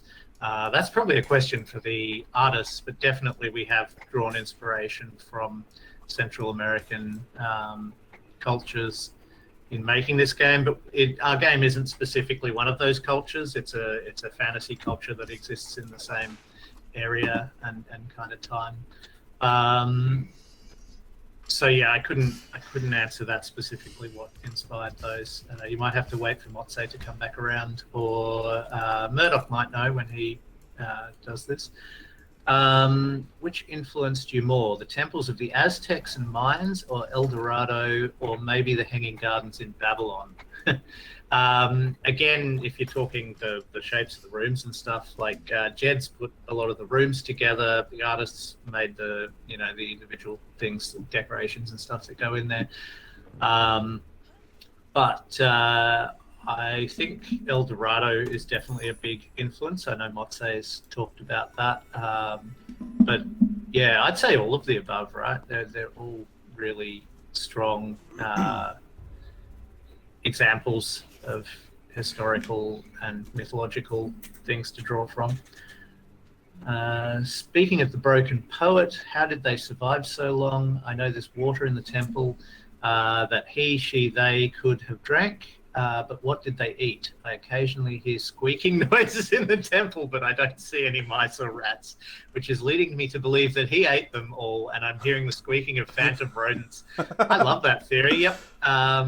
Let's go with that. I mean, in terms of the practicalities, at one point there was all of the builders and everything from the city were down there building this place. So they would have had some stores of food, but the broken poet was there for a long time. So I would assume that he probably finished eating all of their stores of food and probably had to improvise. I reckon those vines are probably edible as well for a bit of greenery. But yeah, for protein, you're looking at rodents and maybe bugs, and he must have eaten a lot of them because, yeah, where did they go? And being the Phantom Abyss, things that die there leave phantoms. Yeah, definitely phantom rodents you're hearing. Checks out. Yep.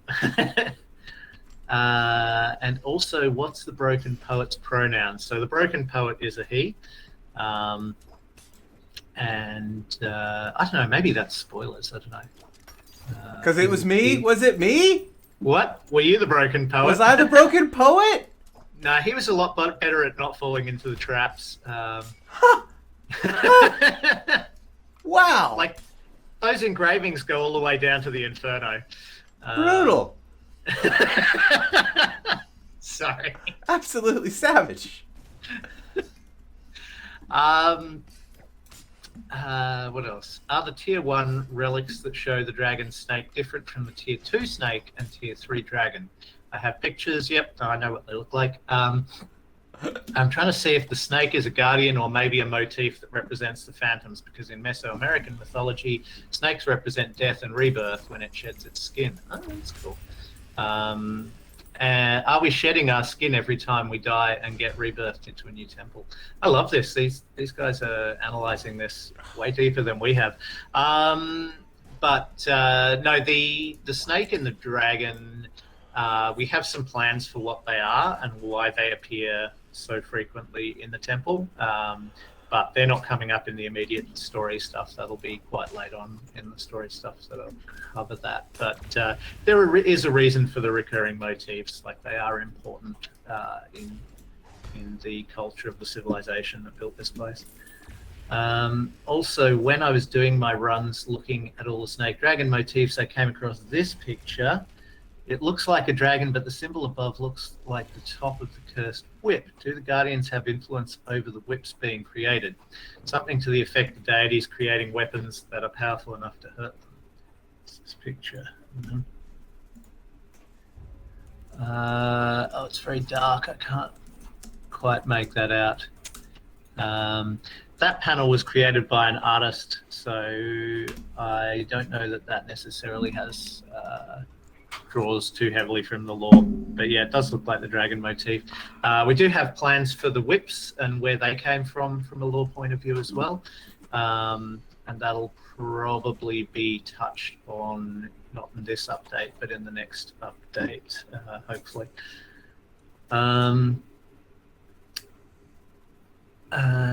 Since JM is playing the beta version, are the other Phantoms the devs? They probably are beta players. I haven't actually seen the names of any of them come up. But if it's on the beta server, then probably. But it might be the devs. I don't know. I can't answer that question. Sorry.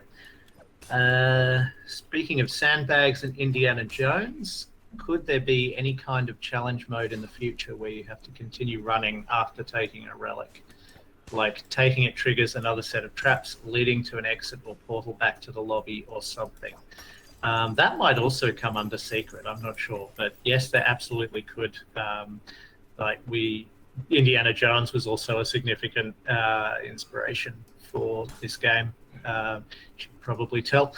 The scene from that where he's running to escape the traps after picking up the relic is something that we would like to capture in some form in the game. Are you convinced, after all the bread questions, that the Phantom Abyss community consists primarily of ducks? I mean, I'm hoping there's some geese in there as well, but I am wondering what the obsession with bread is. It feels a bit gluten intolerance exclusionary. I don't know. What is with the bread? Like, there was that picture that Slacker put up, right? I don't know. No, there's been a lot of bread related the whole time. People are like, look at my bread. Tell me about my bread. Do you like bread? I baked this bread myself. Cool. I mean, that's good. People should that's wonderful. Have interests. I guess that's the post-2020 is everybody learned how to bake, and they're like, well, look at my bread. And I've got to say, the more people go on about bread, I think the higher the chance that there's going to end up being a bread relic in the game. But we'll see. What else? One of the loading screens is Altac surrounded by the 3 current Guardians with space at the top for a 4th. But from what the other devs have said, there's eventually going to be a 5th Zone Guardian. The lack of space for a 5th on that screen is interesting. Will Guardian 5 be Altac himself or related to him? The spirit of the king, perhaps? Also, I like the touch that the whole screen together looks like the imprisoned captured glyph with Altac in the middle. I'm glad you noticed that. I like that touch as well. Actually, you might see some more connections to that screen in the new language content that's coming out. As for fitting 5 Guardians on there, I don't think we thought that far ahead, and we're probably going to have to redesign the screen slightly every time we add a new Guardian. I think I know the real answer. I think we can level with people. Fans, okay. The real 5th Guardian is you. Ooh, maybe. If you're strong and brave and persistent enough. Strong and brave. Who will be speaking next week so we can prepare? I don't think we've nailed down exactly who that is yet, but I'm assuming it's going to be someone who hasn't spoken already. And Glenn's pretty new. He's only been here for 5 weeks. It's probably going to be... That's it. Was it 5 or 6? It's probably going to be either Murdoch, who's one of the artists, or Cedar, who's done the audio. I don't know. So I guess think of art and sound questions would be my suggestion for that.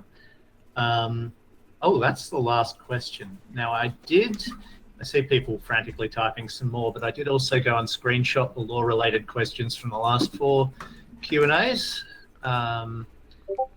So let's see if there's anything in here. I've been DM'd. You've been DM'd? Cool. Okay. Yeah, let me see what that's all about. No, don't show anymore. What? Oh, no. Never mind. Okay. Are there plans for more Phantom Abyss lore, for example, more dialogue with Altac or even the Guardians, maybe even some descriptions and a view option for each relic? I don't actually know if these were answered back when those Q&As happened. Obviously, there's going to be a bunch more lore written in the language, but there is actually information on each of the relics, and we have that in our string tables. It's just not currently hooked up, so that should go in at some point, like a way you can look at the relics on your stand and find out information about them. More dialogue with Altac. seems like it'd probably come in for the end game. We've talked about the ending and the true ending. So yeah, there will be a little bit more dialogue with Altac as well, but the majority of the extra lore that's going to go in will go in tablets. I don't think there'll be any speaking with the Guardians. I'm not convinced that the Guardians can speak. They don't look like they have jaws that open and close, particularly the eye. What else? Regarding the runic language, have you developed it to be spoken besides by Altac or only to be read? Actually, that's quite interesting. I will talk about that for a little bit.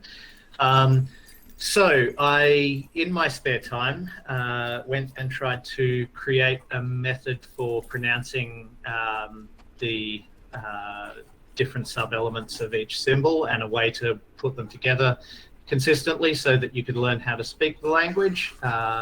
And it turned out that was a lot harder than just making a convincing looking written language, because the result sounds like a choking Welshman. It's it doesn't sound good. Like so I shelved that. So officially at the moment there's no record of how the language was spoken. It's not even clear that it's necessarily what Altac is speaking to you in. Like, he's a god, the language belongs to the civilization there, so he's probably just talking in your head in weird kind of noises. Yeah, if the players want to have a crack at creating a way to speak the language, I'm all for it. At the moment, I don't have plans to go back and have a second try at that, because I've got too much other stuff to do in this game. Yeah, like I said, there's with no surviving people who spoke it. Really, the written language on the wall is all you've got to go on as to the language itself. There's some new questions. Do the other gods beside Altac have names? Presumably, but yeah, in the lore, they're only referred to by what they're the god of or goddess of.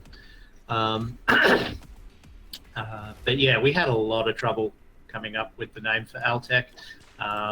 Still mad. You know about my name? Your name? What? The one I submitted to Ben. Oh, I like that. Thank but you. I also said it probably shouldn't be the name of the god, but maybe the name of the main character if we ever have to have like that base character from the marketing materials where you actually see the guy reaching out. I reckon that's his name rather than the god's name, because you don't have to, like, depending on how you say it, it actually sounds like a real name as well, not just a mythical god name. That's why I did it that way. Yeah, good old Aaron. Yeah. Thank you. Exactly. You get it. So who knows? Maybe that'll make it into things at some point. God, hey. Oh, man. Oh, get whipped. Whoa, that's damn. Hectic room. Yeah, that was a lot. That was a lot for me. Wait, was that the Caverns? I haven't been watching closely. That was the Caverns. Nice. Well done. It only took me 5 deaths. Ah, cool. I thought it was Let's going to hope take for more. you. You know what it was? You know what it was, Yeah. Alex? It was Ransom Old Tom Gin. Ransom Old Tom Gin gives me the energy and precision I need to enter the abyss and get stuff. Yeah, I got some here as well. Nice. What are you drinking at 10 in the morning? That's coffee. I live off coffee, unfortunately. It's not healthy. What else? Has the question of community-made mods or custom maps come up yet? I think it would be cool to make my own temple and see how many players I can trap inside and maybe compete with others in some kind of leaderboard for most dangerous temple. Interesting. We haven't talked about that. You'd have to do like a Mario Maker style thing where you could complete the level yourself, temple yourself, to prove that it's completable. But that would be interesting. We'd have to provide editing tools. From a practical point of view, I don't think that's ever going to be near the top of our list, to-do list. But it's a cool idea. Now, if I am the 5th guardian, according to JM, will we have a 4-headed ostrich as a guardian? Interesting. Probably not. I don't think anyone's noticed this yet, but so far the three guardians, one has one eye, one has two eyes, and one has three eyes. So my money's on the next guardian having four eyes rather than four heads. It's me. But we'll see. Wait. JM is the fourth guardian. Yep. Okay. You heard it here first. Yeah. And I don't think we've really discussed the fifth guardian in too much depth yet, but it'll be cool. It's cool. So let's duck back to the questions from previous talks here. What gave you the inspiration to make the runic language? Okay, yeah, that's another good one. Riven, the sequel to Myst that came out many years ago. I don't know if you can see the grey in my hair here, but I think I'm the oldest person on in Team WIBY. Yeah, I was doing uni back when Riven came out, and me and my friends were playing it together, which wasn't really, like, obviously it was designed as a, oh dear. Obviously it was designed as a single player experience, but we were playing together, like we'd all sit around in the evenings, and my friend had it on their, I don't know what we were playing on back then, whatever it was, one of the consoles. Yeah, we would try and work together to solve it, and I really enjoyed that as an experience. And then obviously that didn't have a whole language in it to do cipher. There was a language that was kind of background that the creators kind of answered questions about, but it wasn't set up like ours was to help you decipher it. But it did have the number system, and I remember solving the number system in the middle of a boring electrical engineering lecture. I was sitting up the back and I had my notepad and I was just like sketching on it with a pencil, and then like I turned it 90 degrees. I'm like, oh my God, I understand how this all fits together. And I love that so much. And I'm not a big fan of small scope. I always overscope things. So I'm like, one day I'm going to create an entire language and put it in a game.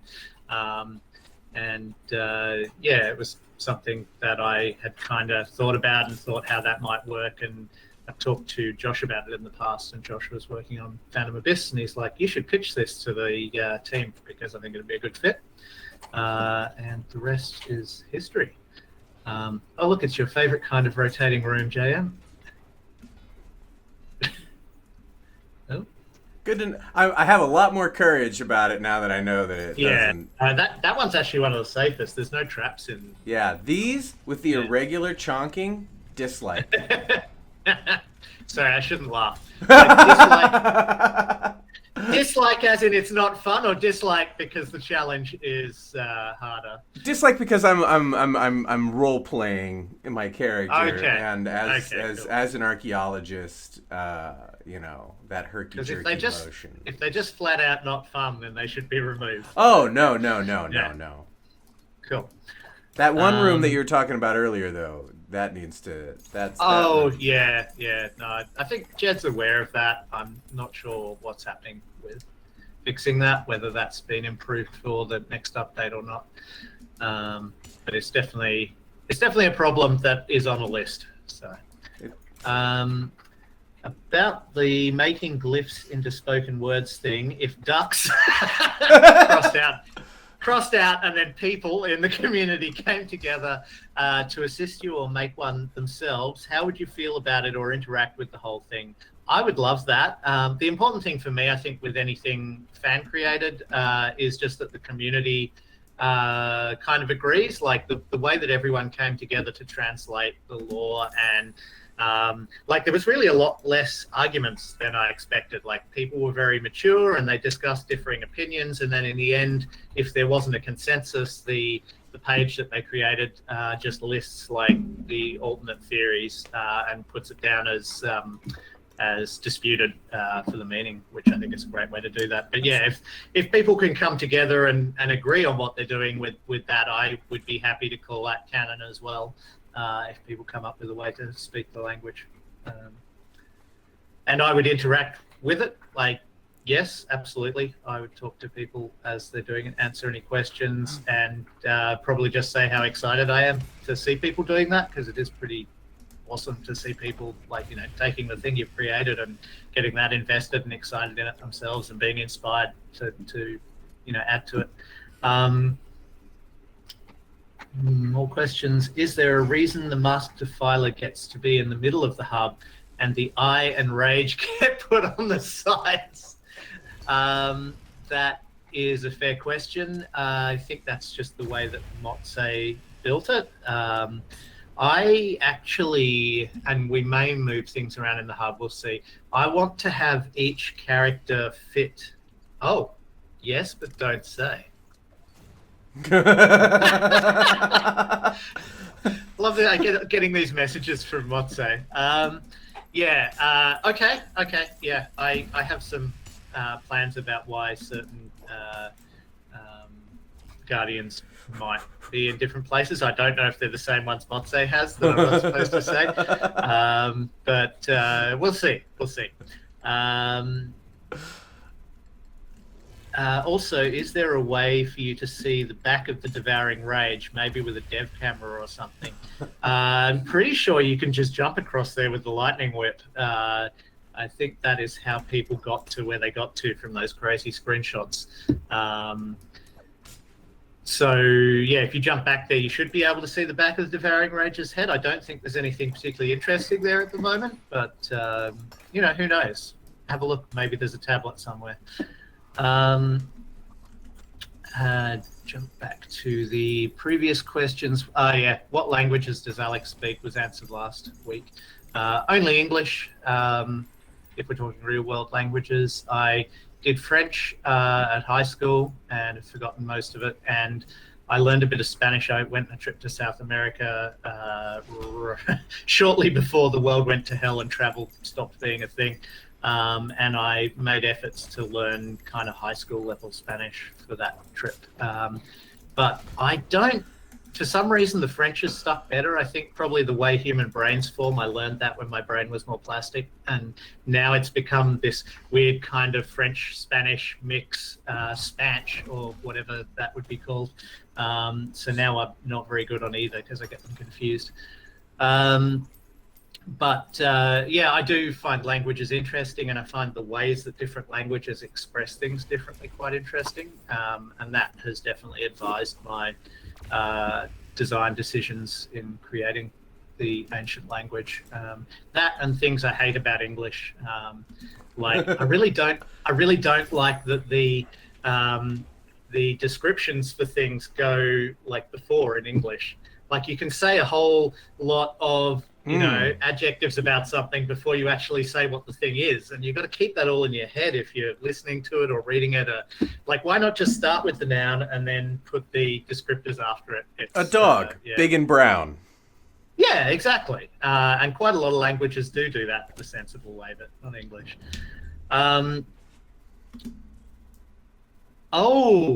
Okay, there's been a clarification. Not the statue of the Devouring Rage. Can you ever see the actual back of the Devouring Rage's head? Probably not, but it does. There is a cap to how fast it can turn. So if you were game to get close enough, you could try. I'll do it. Okay. I'll do it on this run.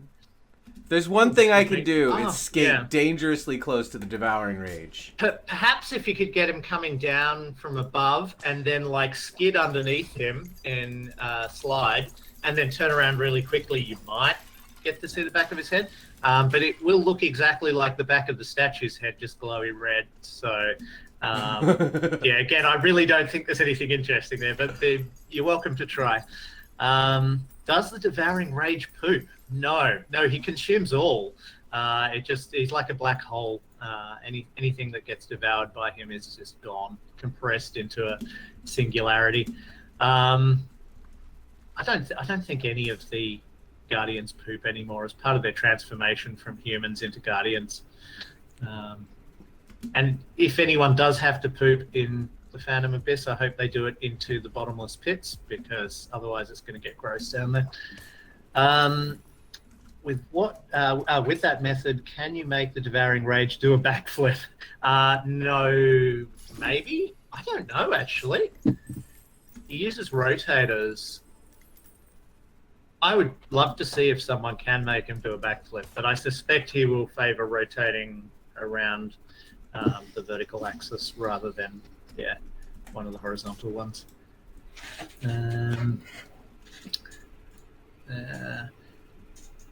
Yep, temples. The dragons and snakes already answered.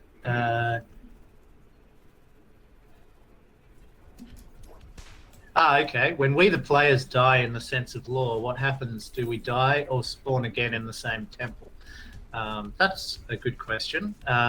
Obviously, your phantom stays behind, but then you can go into other temples and leave phantoms there as well. So I think in some senses, the phantoms are more like a sliver of your soul rather than your entire soul. Oh, no. Oh, no. Oh, that doesn't look Oh! Oh! Whoa. Snapple! JM's getting better. It's good. That was the smoothest thing I'll ever do. It's all downhill from here. It really is. I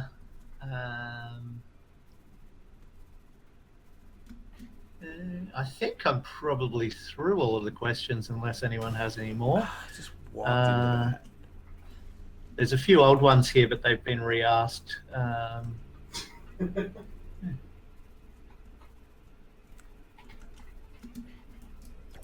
Okay, yeah, no, I think all the other questions have been answered quite well. So I'll go. Oh, someone's typing another one. I do also have to go and move my car pretty soon.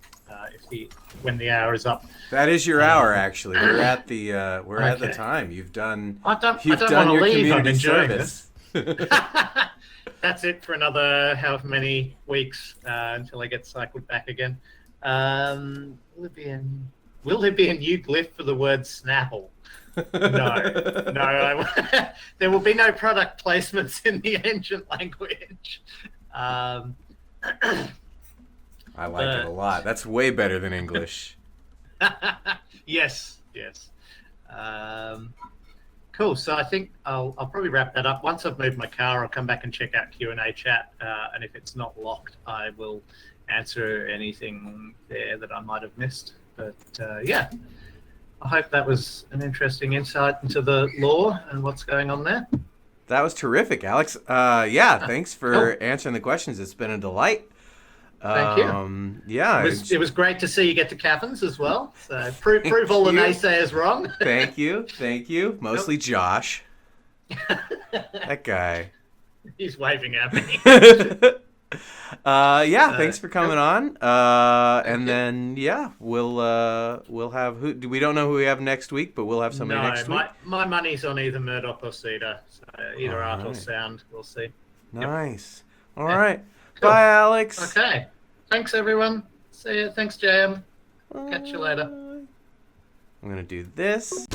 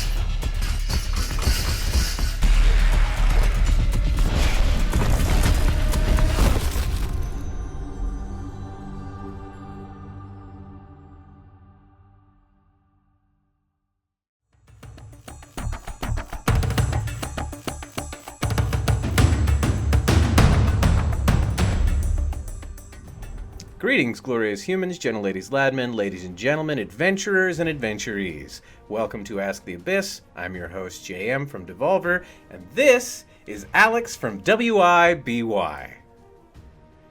How's it going, Alex? I'm good. How are you? I'm doing all right. What do you do over at WIBY? I am one of the 3D artists working on the team. I'm in charge of environments and props. So anything Matze throws at me, I make pretty. Nice. Yeah, we talked to Matze, and it was made clear that his work is very sloppy. So you're the one who comes back, cleans it up, makes it worthwhile. I mean, good direction equals good art. Oh, there you go. There you go. All right. I'm excited because I'm going to crush it today. Yeah, you reckon Inferno today? Once or twice. Once or twice. Just remember slow and steady. Is that your method when you play the game? Oh, definitely. I used to rush a lot, but I got a lot better when I started taking my time. Good advice. Good advice. Even with the D-Rage tracking you down. Oh yeah. That gets a bit tense. I suck with him. I see. I have bad habits though, because I play so often with cheats on, and then I go to play the real game without cheats, and I'm just horrible. I have to remember, oh no, I can just run through everything. All right. Well, I'm going to run through the game if you're ready to run through the questiones. Ooh, oops. Yeah. All right. I'll start with the one just from the top from yesterday. What font does the game use for the non-glyph text? We use one called Jockey 1 or Jockey-1. I'm not sure where to get it, but that's the name of it. It's just an open license. Is there a reason the Caverns relic lobby has traps everywhere, but the Inferno one doesn't? I'm pretty sure it was a design decision to give everybody a break after just the intense 3 runs to get there. So it gives you a break before entering the 4 wings to get the last relic. That's nice. Which I think is a good idea, because it is incredibly stressful to get to the Inferno relic room.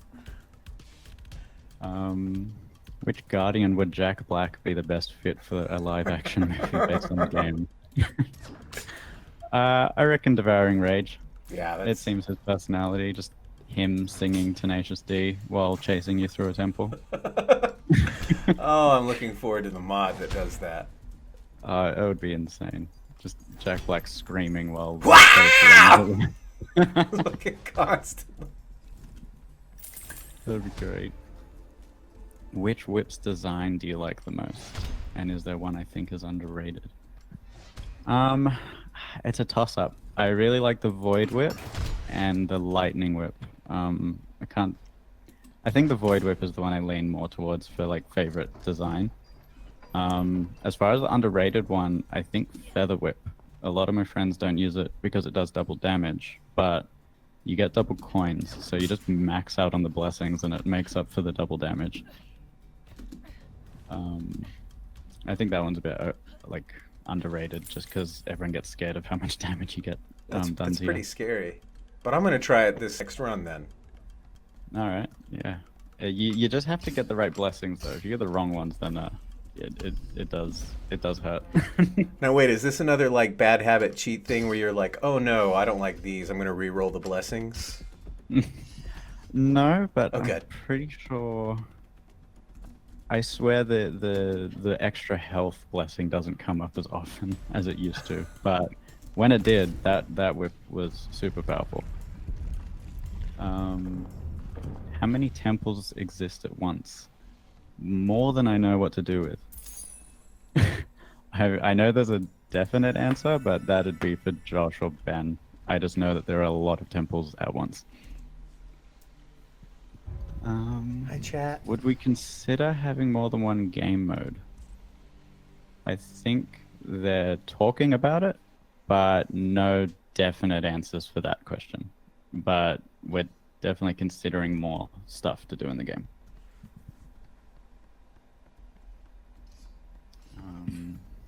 have we considered whip skins that can be unlocked by completing tasks or challenges? And it would be amazing to have secondary looks. We've definitely considered challenges, and I think that is something that's being talked about, but I'm not sure on the exact answer. That's probably a Ben question when he comes on next. But yeah, we're definitely talking about challenges. As far as extra skins, that might be something to look forward to in the future. I can't say what whips though. As far as the sandbags though, because the question's talking about the confusion, sandbags do bless your whips, so no need to worry if you get to a relic room and there's just sandbags. And don't feel like you have to race the ghosts. The sandbags are going to be there regardless. It means a ghost has taken a relic before you. But even if you beat the ghost there, they've already done it. They're a ghost. So you don't have to race them in hopes to get a relic before they do. They've already beaten you. Makes sense. Yeah. I'm not sure about this early access iceberg image. It's one of the questions there, but I'm not sure what they mean. That's not a great question. No, I have no idea. Yeah, I'm not sure. It's a little vague. Are there plans to revert the key counts to what they should be? I actually have no idea. I don't think so, because I'm not sure how we even tell how many keys you have or what the right number should be. But that's probably for Josh. He'd be able to answer that one. A month or so ago, we updated the look of key pedestals and key doors. Is there anything else we really want to give a makeover? Yes, there's a few things. The one I'm excited about is the God of the Abyss statue in the hub. I really want to make that one look a lot better. And then there's a few other things that I will have to talk about at another time. But yeah, there's quite a few big things that I want to give a makeover to. What are some things we need to consider when designing environments and props that might not be obvious to a non-developer or designer? Well, that's a good question. Wow. Basically, Sorry. it's a constant toss-up between making it readable and looking good, but still remaining in theme. Like, I've made a few props here and there that Motse's had to just give his touch to because it looked good, but it wasn't in theme with the game. Or it looked good, but it wasn't readable from a distance. So, like, there's a lot of things where it's like, it's kind of a balancing act between, does it look really cool, but does it also work? Does it make sense? And is it viewable, like easy to the player, or does it just look too noisy? But yeah, there's a lot of things that go into it other than just look good.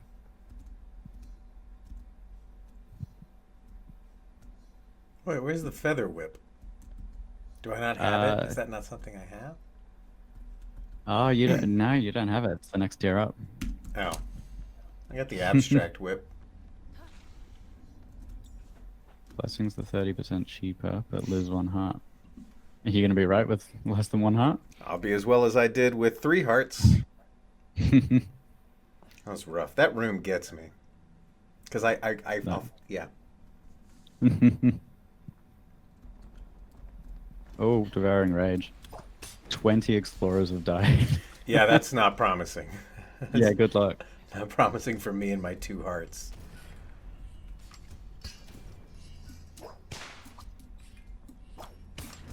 So, any devs in chat, did we get to stop by for the premiere of your Phantom Abyss video? I was in a meeting about 45 minutes ago, so I don't think we did. But I might be wrong, because the others like to watch all the different streams and YouTube videos while we work. There's a premiere video?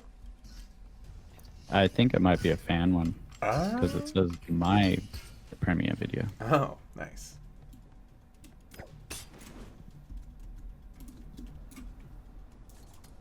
Man, it's so cool seeing a run with that many ghosts.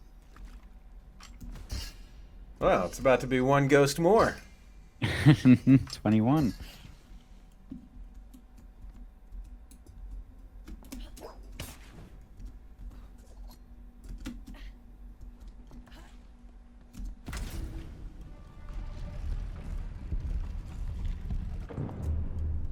think that's actually all the questions so far. Oh, nice. Are the are the dead bodies actually where the phantoms died, or are they props? I'm pretty sure it's where they actually died. Not too sure, but I'm very almost positive that it is where they actually died.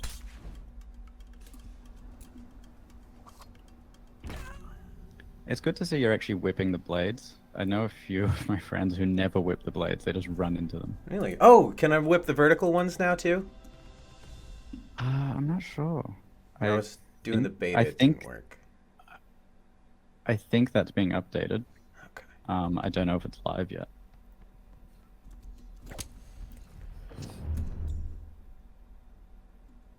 Did anyone ask about the dragon or snake motif, and can we talk more about that?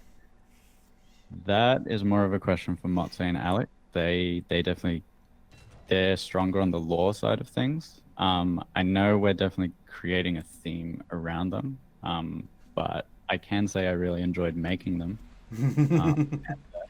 After we made the first two, that's when we decided to go a bit more all in on it, because we're like, oh, this looks really cool, and we can use this in more places. And then Alex did his thing and created a bunch of lore around it, because I don't know how he comes up with other stuff he does, but it's really cool working with these guys who just.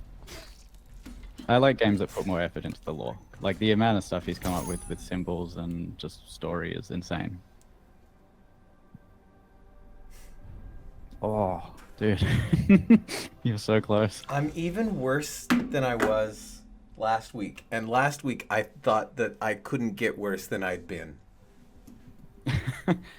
I mean, we have good days and bad days. Lota Pomera, this is a different Alex. Ah, yeah, crap, sorry. There's two Alexes on the team. I am Alex Murdoch, and then there's Alex Butterfield. Alex Butterfield, or Alex B as we call him, is the guy who created I think he created it from scratch, or he helped Motze create it, the language. And does a lot of the lore stuff and just design. Motze has confirmed you can whip the vertical blades. Yeah, thanks, Motze. I actually lifted a foot off the floor in real life for that one. I mean, yeah, it was scary when you couldn't whip them. Yeah.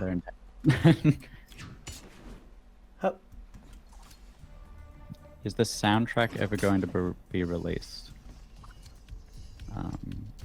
I'm not sure. I think so. Cedar, our audio guy, I think him and Ben are talking about it, but I am not sure. That's definitely a Ben question for the future. Who's the technical artist? The audio integration is really good. That's kind of two different things. So audio integration is done by, pretty sure, Ben and Cedar, and then sometimes Josh. Technical artist with VFX is shared between me and Motze. So we both take turns of doing particle effects and like really like cool material stuff. So like ghosts, fire, the Guardians, particle effects, all that. That's kind of a shared responsibility between me and Motze. Are there diagonal blades? I don't think so. I think they're just kind of in the rotating rooms. The vertical and the horizontal blades can get at a 45-degree angle. Yeah. Yeah, they can. I'm taking my time. If I run out of questions, I can go here. Oh yeah, there's a second chat channel. Oh yeah, the live chat.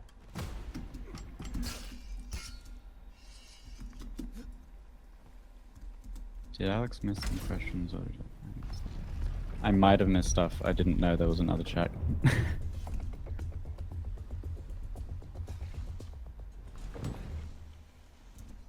How long did it take to make this game? I'm pretty sure they spent 2 or 3 years on it, and I joined in the last year, so I joined it close to the end of 2020. But I'm pretty sure they were in development for about two or 3 years before that. I think that sounds right. Yeah, it takes a lot to make a game. It doesn't really matter how small or big it is. There's so many factors that go into game development that people don't think about. Why can we see the phantoms who pick up relics from the ruins and caverns? They aren't technically trapped. Not sure. That seems like more of a Motse question, but I'm pretty sure the phantoms. I guess it's just to show off that they made it, that you can actually see them pick it up. Because there was a while where we removed them from relic rooms, but I think Ben and Motse made the decision to bring them back. I might wait for Motse to message me for the exact answer on that. How do you decide what sort of things to make relics of? There are some obvious things like guardians, effigies, but then there's stuff like a big hammer, a bowl of fruit, and of course the cardboard box. There's a wide range in terms of appropriateness. Yeah, the team was fairly divided on some of the stuff. But the lore reason is that anyone can end up trapped in the temple. It's from all walks of life will find their way into the temple, and that kind of gives you the variety of what gets trapped there. As far as actual design decision goes, it's kind of it's a mixed bag. At the start, there were just different ideas of what to theme the relics around, but as development went on, we kind of leaned more into one direction than the other. So we'd started off just making kind of cool relics and then attaching meaning, but now we're doing it the opposite of, I talk to Alex and Motse, we come up with a figure in the lore, and then decide to go kind of all in on that. So in new relics that are coming out, you'll see like some symbols that, if you can read the language, will kind of hint at who this belongs to and what part of the story did this take place, and stuff like that. But we definitely try and theme some of them together. Like you'll see the hammer, the sword. There's a new one coming out soon that's kind of related to that. And they'll be kind of in the same realm of things. You'll see you'll see all the different soldier statues. They're part of the same group. So yeah, there's a loose theme to a lot of them, but we usually try and base relics off figures in the lore. But then obviously we have fun with it, like the cardboard box. Am I the correct Alex that is going to be making the bread relic? Yeah, that's me. I want to make the bread. Not confirming anything, but there has not been as much pushback as I thought there'd be. So you might see bread.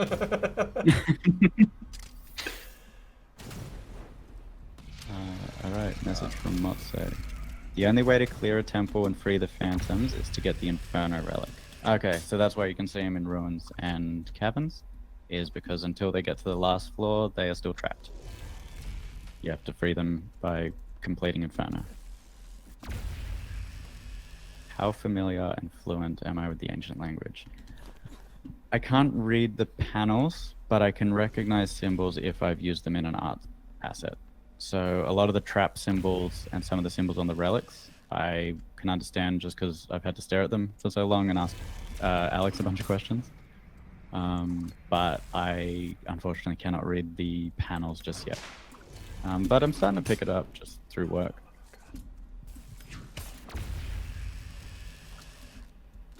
Oh snap, we might get bread relic. I'm actually really excited to make that one. I haven't made food I haven't made 3D food in a long time. I think I did something wrong. Yeah, you're out of world right now. I just realized. I just looked at the other screen. I hope Jed is watching, because that's something that needs to get fixed. All right, there was there was just a hole. There's just a straight up hole in the floor that I could go through. And I went through it. Now this is my life.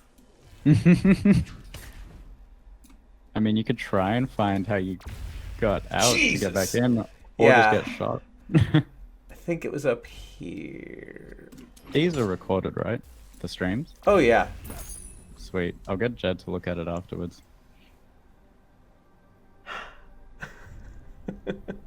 Well, that's one way to solve your problem. Not in life, but in the game for sure. What? Falling from a great height? Yeah. It solves a lot of life's problems too. Well, in the same way that it solved them for that guy.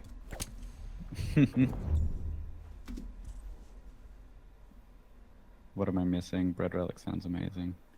I still don't actually understand. I don't. I missed the first time the bread was mentioned. I still don't understand where the hype came from. I don't either. There've been questions about bread from the start. It's been a very, they're bread loving people. I think there's a correlation between people who love the Phantom Abyss and people who just enjoy bread products. I mean, bread's pretty good. Oh yeah, I mean, yeah, Suitable for any meal. yeah. Generally not video game conversation. I do find it strange what, like, fans of a game will latch onto. Like, I like when a community finds this one dumb thing to all rally around.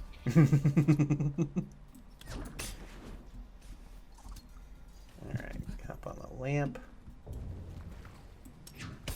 Hop on the lamp. There we go.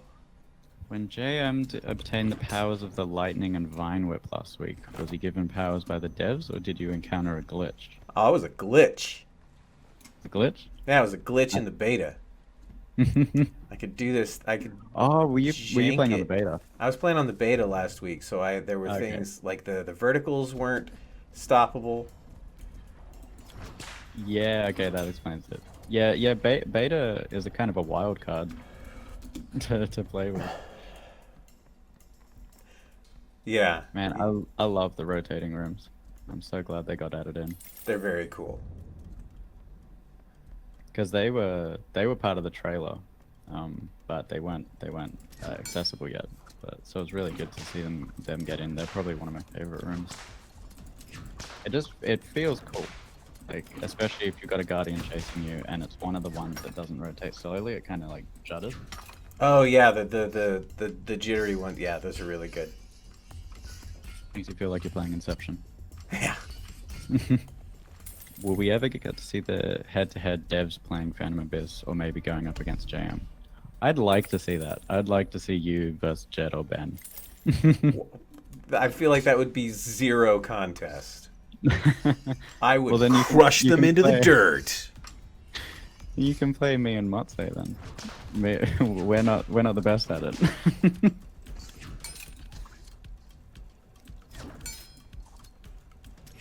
Which is like, it's kind of weird because I play a lot of platformers in my spare time. You'd think I'd be better at my own game. I used to be better at your game. Oh, Like, here's that's where a it came here's a from. JM question. When you have a clench moment in the game, do you hold your breath or do you clench your ass? Both. Both. Right, I think y'all have seen me in plenty of clench moments. I generally make a lot of noises. I hate that. I hate that so much. Sorry. I bumped into the spikes when they were already up, and it hurt me, and it made me mad. I get stuck on spike traps a lot because of my impatience. I'll be like, yeah, I know the pattern, and I run through, and then the pattern changes halfway through, and I'm like, ah, shit. I just walk into them when they're already sticking up. Well, that's one of my bad habits, because when I've got the cheats on, it feels like I can jump over them, but when I don't have the cheats on, if you try and jump over them, you will get stabbed. I learned that you can raise your legs up. If you hit crouch while you're in the air, they raise their little legs up, and you can can jump crouch jump. over some of the spikes. I did not realize that. It's Yeah. like old Counter-Strike days. Mm-hmm. Josh asked, how do we make things look good, both far away and up close? Are you talking about materials or LODs, Josh? Like, we've got a few different things going on art-wise. Like, if we want to get technical... Get technical. If we want to get technical, me and Matze added a thing to reduce normal maps from afar, so it looks more readable and less noisy. We've got like outline features, we've got like some distance fade stuff, like that's from a material point of view. I'll wait for Josh to message me to clarify, because that's a big question. Is it cheating to take another question from another dev? He did not DM me, but I would love him to, because I I don't know why I'm getting stuck on that question. I think it's make what look good, both far away, not close. I think you can answer kind of everything, you know, all the different, you know, the stuff that you make, the props, the you know, environments, kind of Yeah, different I think ones. the biggest thing was the post process, and that was the first thing that I worked on when I got hired. Was so post process is kind of what it's like one of the last steps you do with the visuals in a game is once you've got everything kind of decided on and you've got some general lighting, you do a post process. So it's kind of like color grading in film, but in games there's a lot more you can do with it. So we added a lot of distance stuff in the post process. That was added by an old dev, by Motse, and by myself. But you'll see in the different visual packs. So Caverns, Inferno, Ruins, they all look different at a distance, and that's due to what's called the distance fade. Basically, it just takes in different scene information, because basically what you're seeing in Unreal or in the game is different views, and they're all kind of overlaid on top of each other to make the final product. Basically, what we're doing in a post-process is taking some of those views and distorting them in a way we want it to. So we'll take the scene depth, which is basically like, think like Limbo, one of those old like grayscale games, like black at the foreground, gray in the midground, almost white in the background, to layer everything. We kind of take that and color it and make it fade how we want to, and just all different things like that. Then we add like a little bit of an outline to make things pop. And then we turn on a normal map fade. So basically at a certain distance, it'll reduce the lighting detail, but it'll make it a clearer image. You'll still get that nice sense of color, but you won't get that noisiness from lighting, and it can all just kind of blend together. But that would be my interpretation of that question. And then, yeah. Seems like a good interpretation. That's cool. Yeah, cheers, man. Also, yes. yeah. Oh, sorry. Lotte Pomero pointed out, and it was really cool. I didn't know you could beach ball the purple gas bombs. Yeah, whipping them. No, I donked it with my head. No. I did not mean to. I was running and panicking like I do. And yeah, just bopped it out of the way. I did not realize you could do that with your head. Nor did I. I didn't know you could whip them, though. That's cool to know. Jesus, did I just I'm dodge not this? sure if you can. No? Oh, was that a homing mine? That's cool. They were fun to make. Yeah? The little skulls that float towards you. Those are your babies? Yeah, they were fun. Like I made the initial one, and then Motse did what's called a paint over. So he takes my block out from 3D, he draws it and makes it kind of, like I said before, more in line with the game and the vision. And then I make the refinements to that and pump out the final result. And then we kind of work together on what colors it should be and stuff. Do we have stats on how many temples have been finished by the community? I think Josh might, but I don't have them specifically.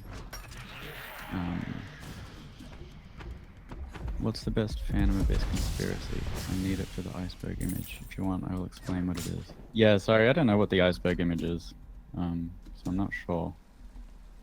Did you make the Guardians RGB because that is the color for computer graphics? Guardian colors were decided before I joined the team, so that'll be a Motse question. But I wouldn't put it past them. I just noticed the Mac cursor is JM playing on a Mac. Mac Are you playing on a cursor. Mac? No. No. No. I'm pretty sure the game's Windows only anyway. On the subject of color, I noticed a lot of the colors at play in a given environment are associated with the Guardians. are quite colorblind friendly, I think. Is that something you paid a lot of attention to when designing, or was it a happy accident? Any other visual accessibility stuff to talk about? That's actually really interesting. I don't know if he mentioned it when he was streaming, but we do have a colorblind member of the team. And he has actually helped give insight to that, because that is something I did not think about before I joined the team. And it has been really interesting hearing it from his point of view. So specifically Inferno was the hardest one to get because it's all a lot of orange and red and it's very bright. That was probably the most challenging one to find a good balance of. So like the original lava I made, I thought looked really good, but then when the colorblind team member talked about it, it looks really flat. And then I got to see a filter of, it's like a loose representation of what someone with colorblindness sees. Yeah.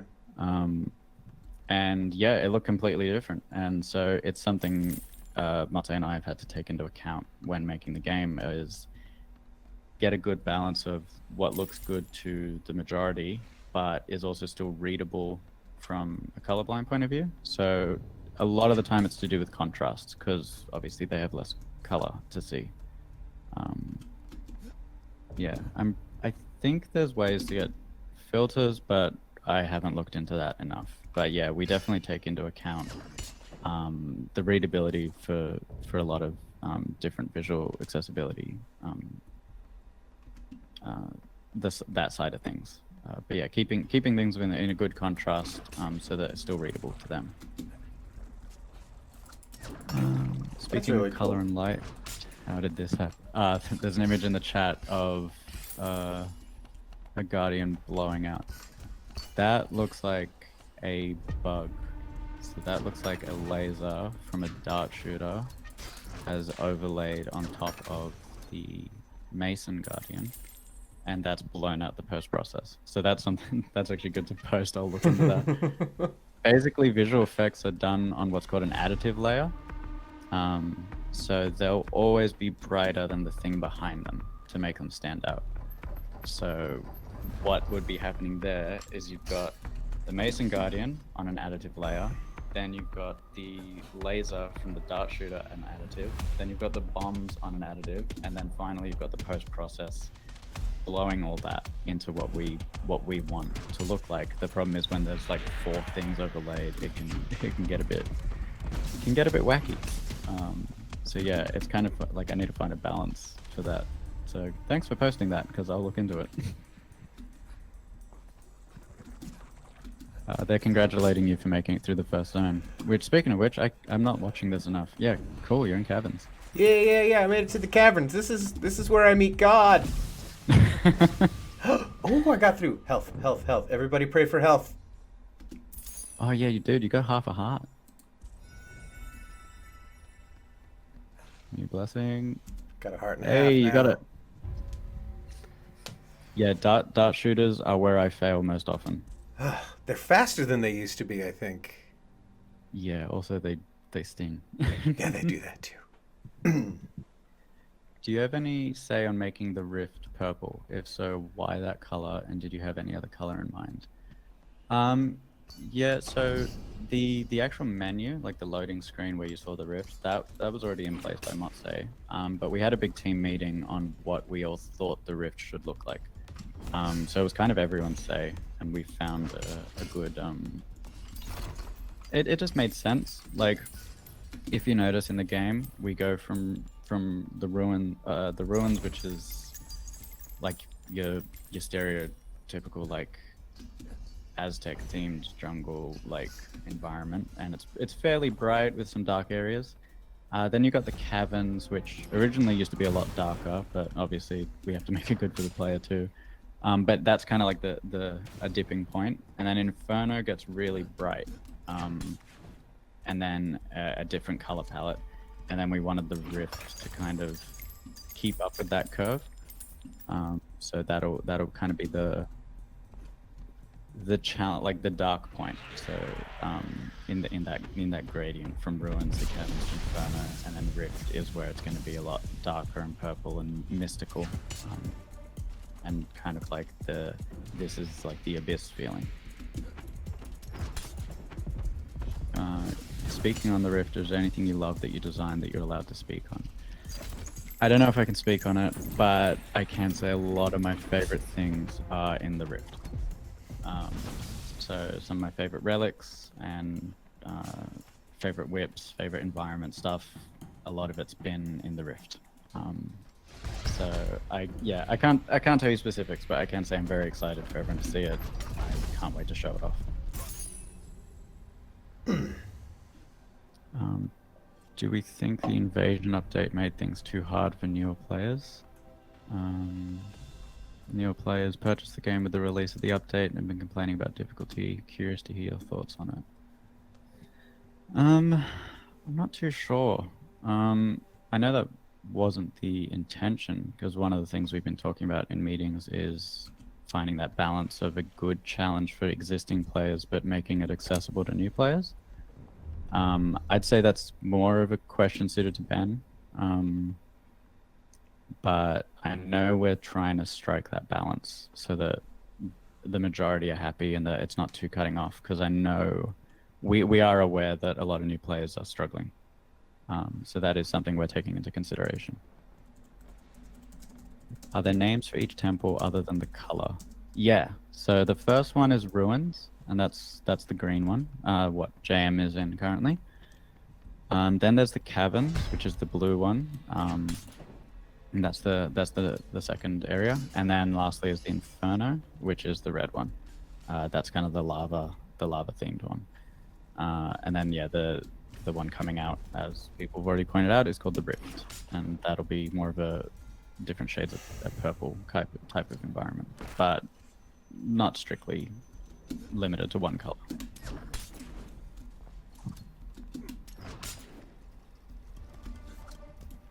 Is there anything I can do to make it easier to see when there are a lot of phantoms nearby, like proximity-based transparency, dithering, or something along those lines?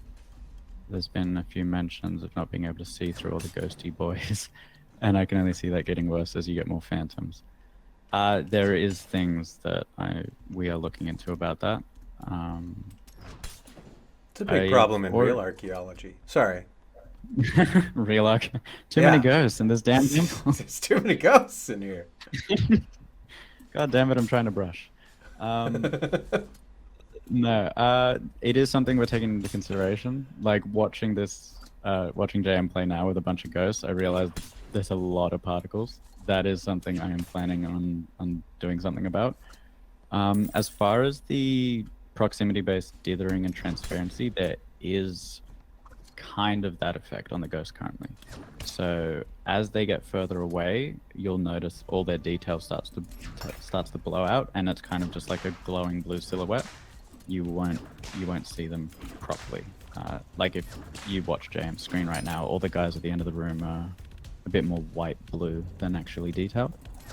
But yeah, we can make it a bit more visible up close, and that is something I'll talk to Matse about, and we'll probably look at, because I haven't actually seen a room with this many ghosts yet. Yeah, I was in a hallway earlier actually, and I was genuinely like, there was just a cloud of ghosts in front of me. I was like, oh, that's intense. Yeah, that's probably more to do with the particles than anything. Just because they all spray out particles that are kind of like based on the distance they're running. So if they're all running next to each other, you're just seeing these blue orbs just flying in your face. But yeah, that is something that is currently in place, but I guess I need to just find a better balance of that. Oh, my Murdoch's hair is amazing. Oh, thank you. I was actually having a bad hair day, so I wore a hat. But thank you.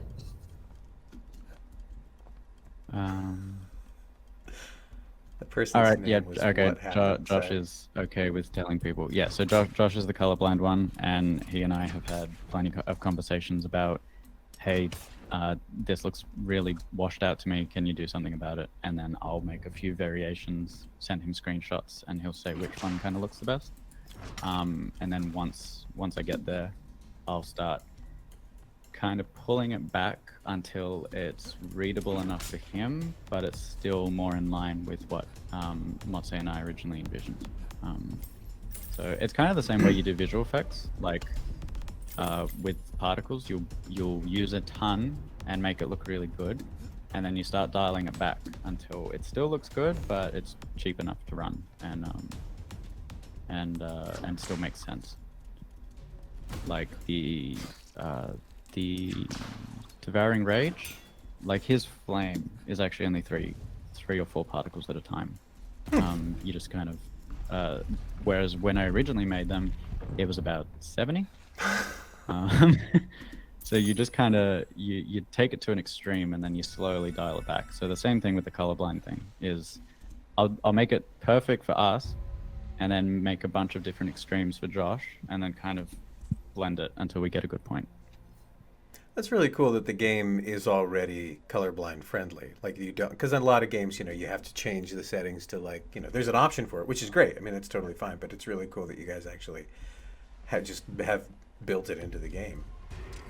Yeah, definitely, and that's thanks to Josh. Because honestly, like when I first joined, I wasn't thinking about that. Sure. So it is good to hear that perspective, and it has made us think about it. Like, there's definitely things that still probably need a bit more improvement for colorblind, but I think it's pretty good as is right now.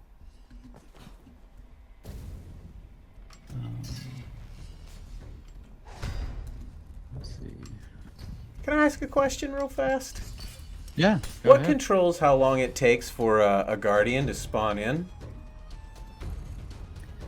I'm not too sure. Because sometimes it feels real quick, and like sometimes I'll be halfway through before before the guardian even shows up, and then this time Devouring Rage Just popped up. just showed up. Yeah, I'm not too sure. I think Ben was the one who kind of set up their rules. Yeah. But he'll be able to give you a definite answer. I just know it kind of takes into account where you are in the room, what room you're in, and I think how far you've gotten. But to me, honestly, it seems a bit random sometimes. Yeah. But I know they do have rules. But yeah, Ben will be able to answer that question better. Yeah, I remember I made a suggestion once and it almost broke the game. When we were in beta, the other guardians, so the laser guardian and the bomber guardian were too easy, and I was like, oh, why don't we just increase the amount of bombs they shoot out and the speed at which they spawn, and they immediately became one of the hardest ones in the game. And Ben's like, you broke the game. So we had to dial it back. So yeah, Ben will be able to answer guardian questions better. I just break them. I break them. I would have never considered the caverns darker than the other rooms, but mainly a colder feeling. It's definitely colder. When I said darker, it was originally darker, but I made it too dark for players and too dark for Josh, and so we had to brighten it up and make it more accessible, because at the end of the day, not everything that looks good plays good, and that's kind of the tricky thing about games versus renders or film and stuff, is you have to remember it's still interactable. So dark and moody might look really cool, but it's not very player friendly, so we did have to brighten it up a bit. But we definitely still wanted to keep that colder feeling in it.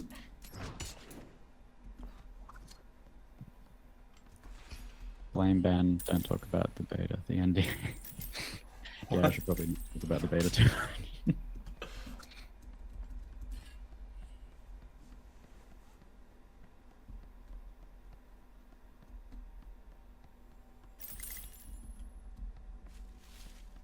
Hope I don't die in this temple.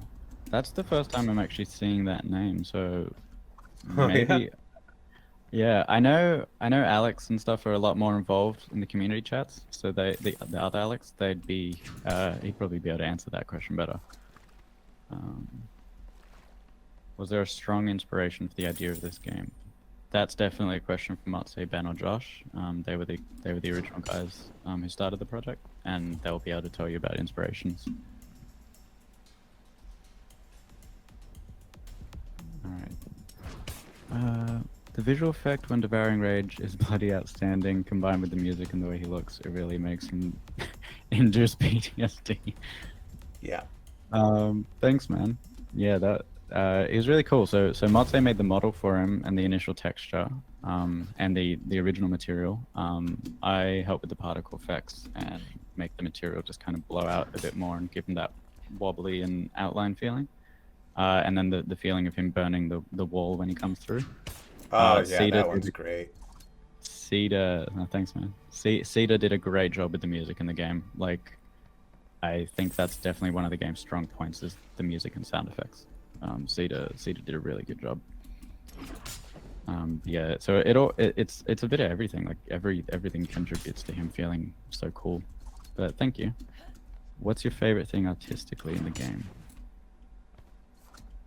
I'm not sure. I really like the style the guys decided on and got me to do, like the kind of posterized old school feeling, and everything feels kind of soft and I don't know, it just makes me reminiscent. I really like the post process they got me to make.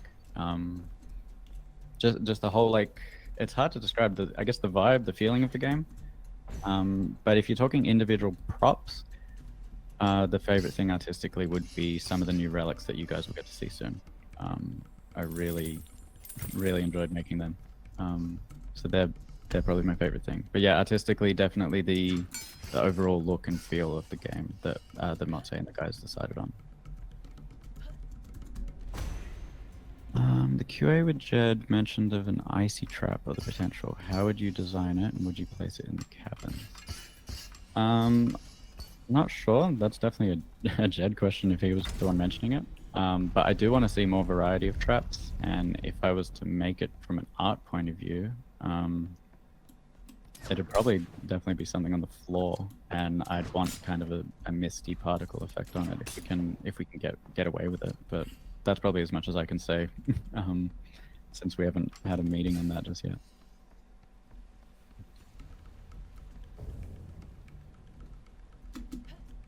I haven't had a DM from one of the guys in a while, and so I don't know if that means I'm doing good or if they've just given up. They're just outraged. They've just lost all patience. Yeah, they're just like, no, god damn it, we shouldn't have let him. What have we done? What have I been working on this week?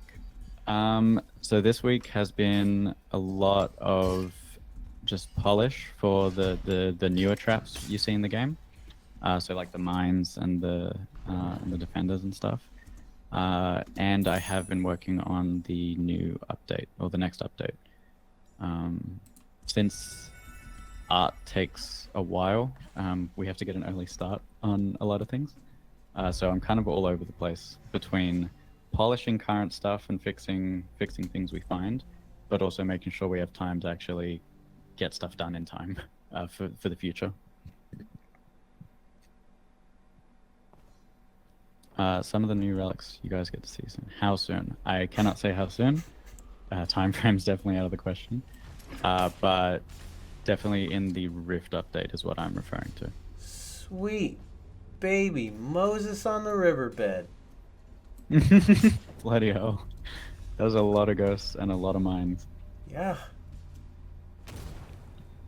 Oh, good luck with this one. Let's I try mean, to rat. this is still easier than when this room is full of spike traps. I suck at this room when it's got spikes. Yeah. How would I design invisible platforms if those were to be a thing? The kind that become more visible as you get closer or further away.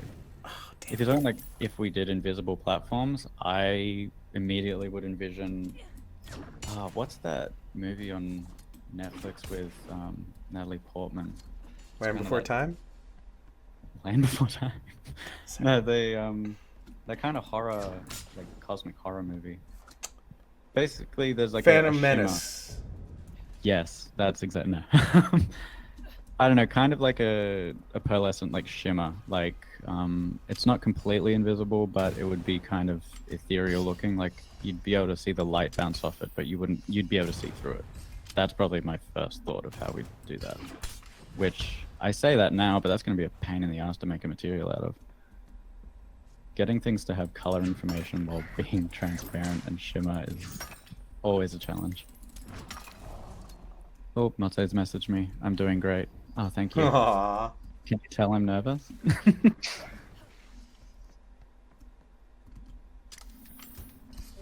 I love the warmth of the Inferno.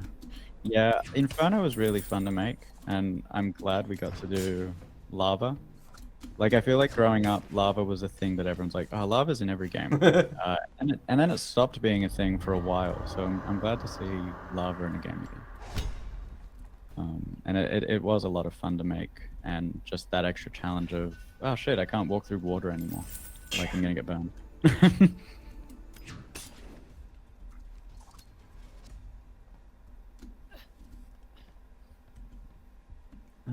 I love the new traps that mines have, and I noticed that the newer traps in the newest update has given them more of a metallic look. Did you give them more metal parts, or is that just me? Yeah, so Ben talked to Motse and I saying that the blade traps didn't feel bladey enough, if that makes sense. And Motse and I completely redid the blades. So it's not just you, they definitely have more of a metal feel and a lot sharper feeling. As far as the new mines go, they have a little bit of metalness to them, but not too much. But we did want all the mines to feel related, and we wanted them to feel scarier and kind of in your face. So that might contribute to that feeling. Oh, eat butts. Have I worked on any previous games, and what experience did I bring into Phantom Abyss when you were hired? None of the games I worked on ever made it to release, unfortunately. I worked on a modding project. That's what I started on in the industry, which was with a couple of guys from the industry and a couple of just newbies like me. Then I did look dev on a couple of VR projects and a mobile game, but the mobile game was Chinese, so I have no idea how to find that. And the VR projects are not released yet, so I've got credits, I just can't actually show anyone them for a couple more years yet. But yeah, Phantom Abyss is the first big game I've worked on and the first one that made it out the gates, so I'm very grateful to have come here. As far as experience I got brought on as a modeler and texture artist who had to do post-process and some visual effects. And that was probably the biggest challenge, because those were the things I actually had not the least amount of experience, but less experience with. So it was kind of a hit the ground running thing. I was like, yeah, I'll do whatever it takes to get the job. And then when I got it, I spent maybe 2 hours a night after work learning stuff that I needed for the next day. Just so I could man, I just realized they're all hearing this now.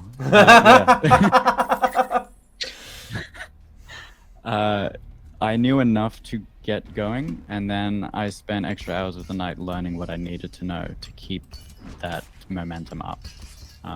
But it was a good challenge, and I've really enjoyed it because it's gotten me to get a lot more comfortable with aspects of game design I didn't have experience with before. Will we be making Phantom Abyss into VR? That's a question for Josh and Ben. That is no. I don't even want to touch that question. It's vomit. It's vomit everywhere. Everywhere. Oh, Josh complimented me. Thank you. Annihilation. That's it. Thank you, Matse. Annihilation is the film. Oh, and Taylor in the Twitch chat said it as well. Yeah, Annihilation would be my first thought of anything rifty or invisible. Like, just that shimmer, they nailed it. There's not many cosmic horrors that do a good job of that feeling, but I think that movie is a good example of cosmic horror done right. And that is definitely what I take inspiration from regarding anything ethereal or mystical.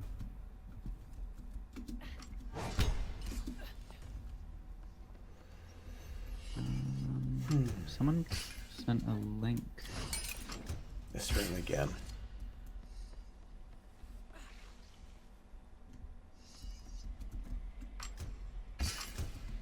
It's just a link to the roadmap. Actually, Oh, that'd yeah. be good to see, because then I can see what I can actually talk about that you guys know about. More to come. Character customization, whip skins, daily temples. Yeah, alright, so you guys know a lot. A lot more than I thought. New whips and new traps are definitely things I'm looking forward to. New environment art's actually mostly done for the Rift. But obviously there's so much more than just art that needs to be done. But we've got the base, like walls and stones and shit done. That was fun. That was a big challenge. But me and Matze are really happy with it, and we can't wait to show it off. Is the link Do to you the play roadmap? games? Oh, sorry. Oh, sorry. Is go that ahead. link to the roadmap over in the Discord, or was that privately DM'd to you? Link to the Discord. Okay, so Yeah. yeah, check the Discord, Mouse Catcher. It's in there. Yeah. What am I doing getting treasure? Okay, do I play games, and if so, what's my favorite game outside of Devolver games? I was gonna answer with a Devolver game. Yeah, why it's got to be outside Devolver games? It's just outside Phantom Abyss. I play games when I have the time. Ironically, when I started game dev, I found my time to play games reduced significantly. I also stopped enjoying them as much because every time I play, I just analyze everything. I have to like really get into the mindset of, nah, just fucking play the game. But favorite game outside of Devolver would be Knights of the Old Republic. And I'm very excited to see that getting some love again. Yeah, I played that game as a kid, and it just, it was amazing getting to be in a universe and make your own character and just get a lot of dialogue and stuff. Yeah, so Knights of the Old Republic, and probably like Ratchet and Clank or Crash Bandicoot, like any of those old school kind of platforming games I really enjoyed. Favorite Devolver game though would Hotline Miami's Devolver, yeah? Yeah, I think so. Yeah, outside of Phantom Abyss, because obviously it's biased, but yeah, Hotline Miami would be my favorite Devolver game. Except it got number 2 got banned in Australia, but Yeah. First one's sick, and I have played number 2. That one's also very fun, but we can't buy it. Gotta pirate it. I am glad you guys actually put out that message when it came out. Yeah. I've never seen a studio just say that, and it was very fun.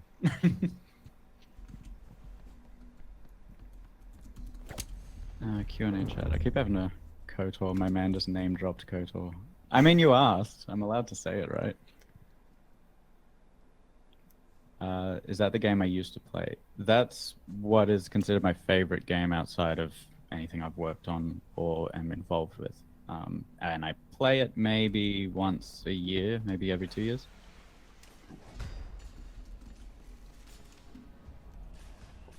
I don't like hurting other people. You don't like hurting other people? Yeah. Oh, wait, Hotline Miami. Yeah.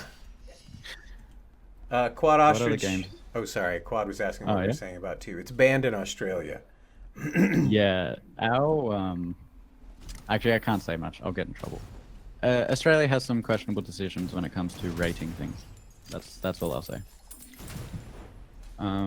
What other games have inspired your artistic style, or otherwise, what games have you seen played where the art in it struck you as either just really good or as damn, this must have been hard to make? My personal style, not so much Phantom Abyss. It's kind of a toss-up. Like, I really like realistic-looking games. Like, the things like DICE do, it's insane. But as far as style goes, anything in what's referred to as stylized PBR. So basically that means think your Pixar look. So it's stylized clearly, it's kind of cartoony, but it's got a lot of attention to detail. So it's got scratches in it, it's got realistic hair and fur, it's got really good lighting. So things like Ratchet and Clank, the Crash Bandicoot remasters, kind of Overwatch to a degree. Like, anything in that kind of stylized realm with attention to detail is what my favorite look is. Outside of that, though, any game with really good environmental storytelling. So Dark Souls and Fallout are really good examples of that. So anything that can tell you a story without talking to you. Anything that just you look in the world and you can see attention to detail that you, the player, can make up their own story in their head too.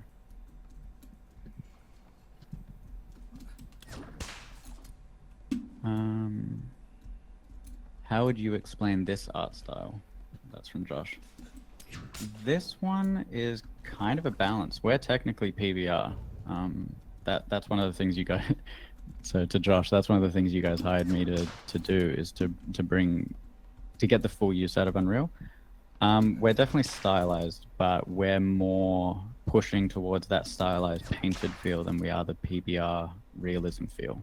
So we have noise to it, but if you actually zoom in close to a wall, you're not going to see a bunch of rock detail or anything. It just gives you the impression of that.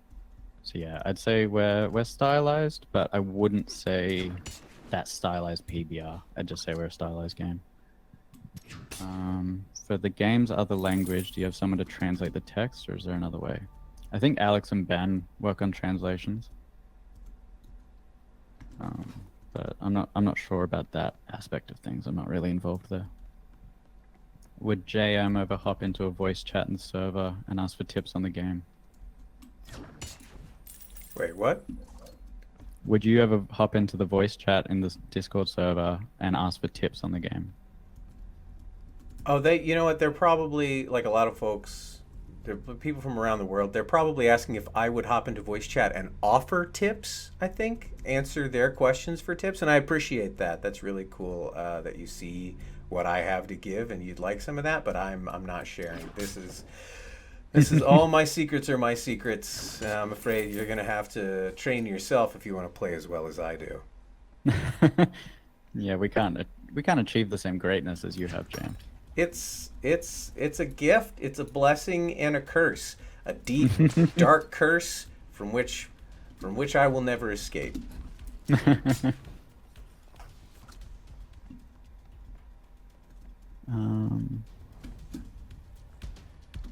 What do I think about endless dungeons? Like in this game specifically? Just real life. I mean, if we're talking about endless variety, that's a given. But if we talk about a never-ending one, I think that would be a cool challenge mode. See who can get the most amount of rooms under their belt. I'm not sure if we're going to do that, but it would be a cool challenge. Kind of like a horde mode in different games. Like, see how many ways you can do. One of the guys said, give him a week and he'll make JM a pro.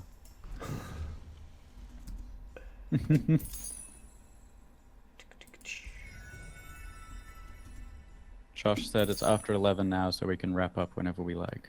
Oh, yeah. Oh, yeah. That means I have to get back to work. You can get back whenever you like, but get back to work. Take your time, but in our time. Well, thanks for coming on and answering questions, Alex. You were terrific. Yeah, thanks for having me on. Yeah, this is great. Just need to pause the game. Really fun, man. We'll have to do it again sometime. Yeah, we'll get you on the next rotation. Do we know who's next?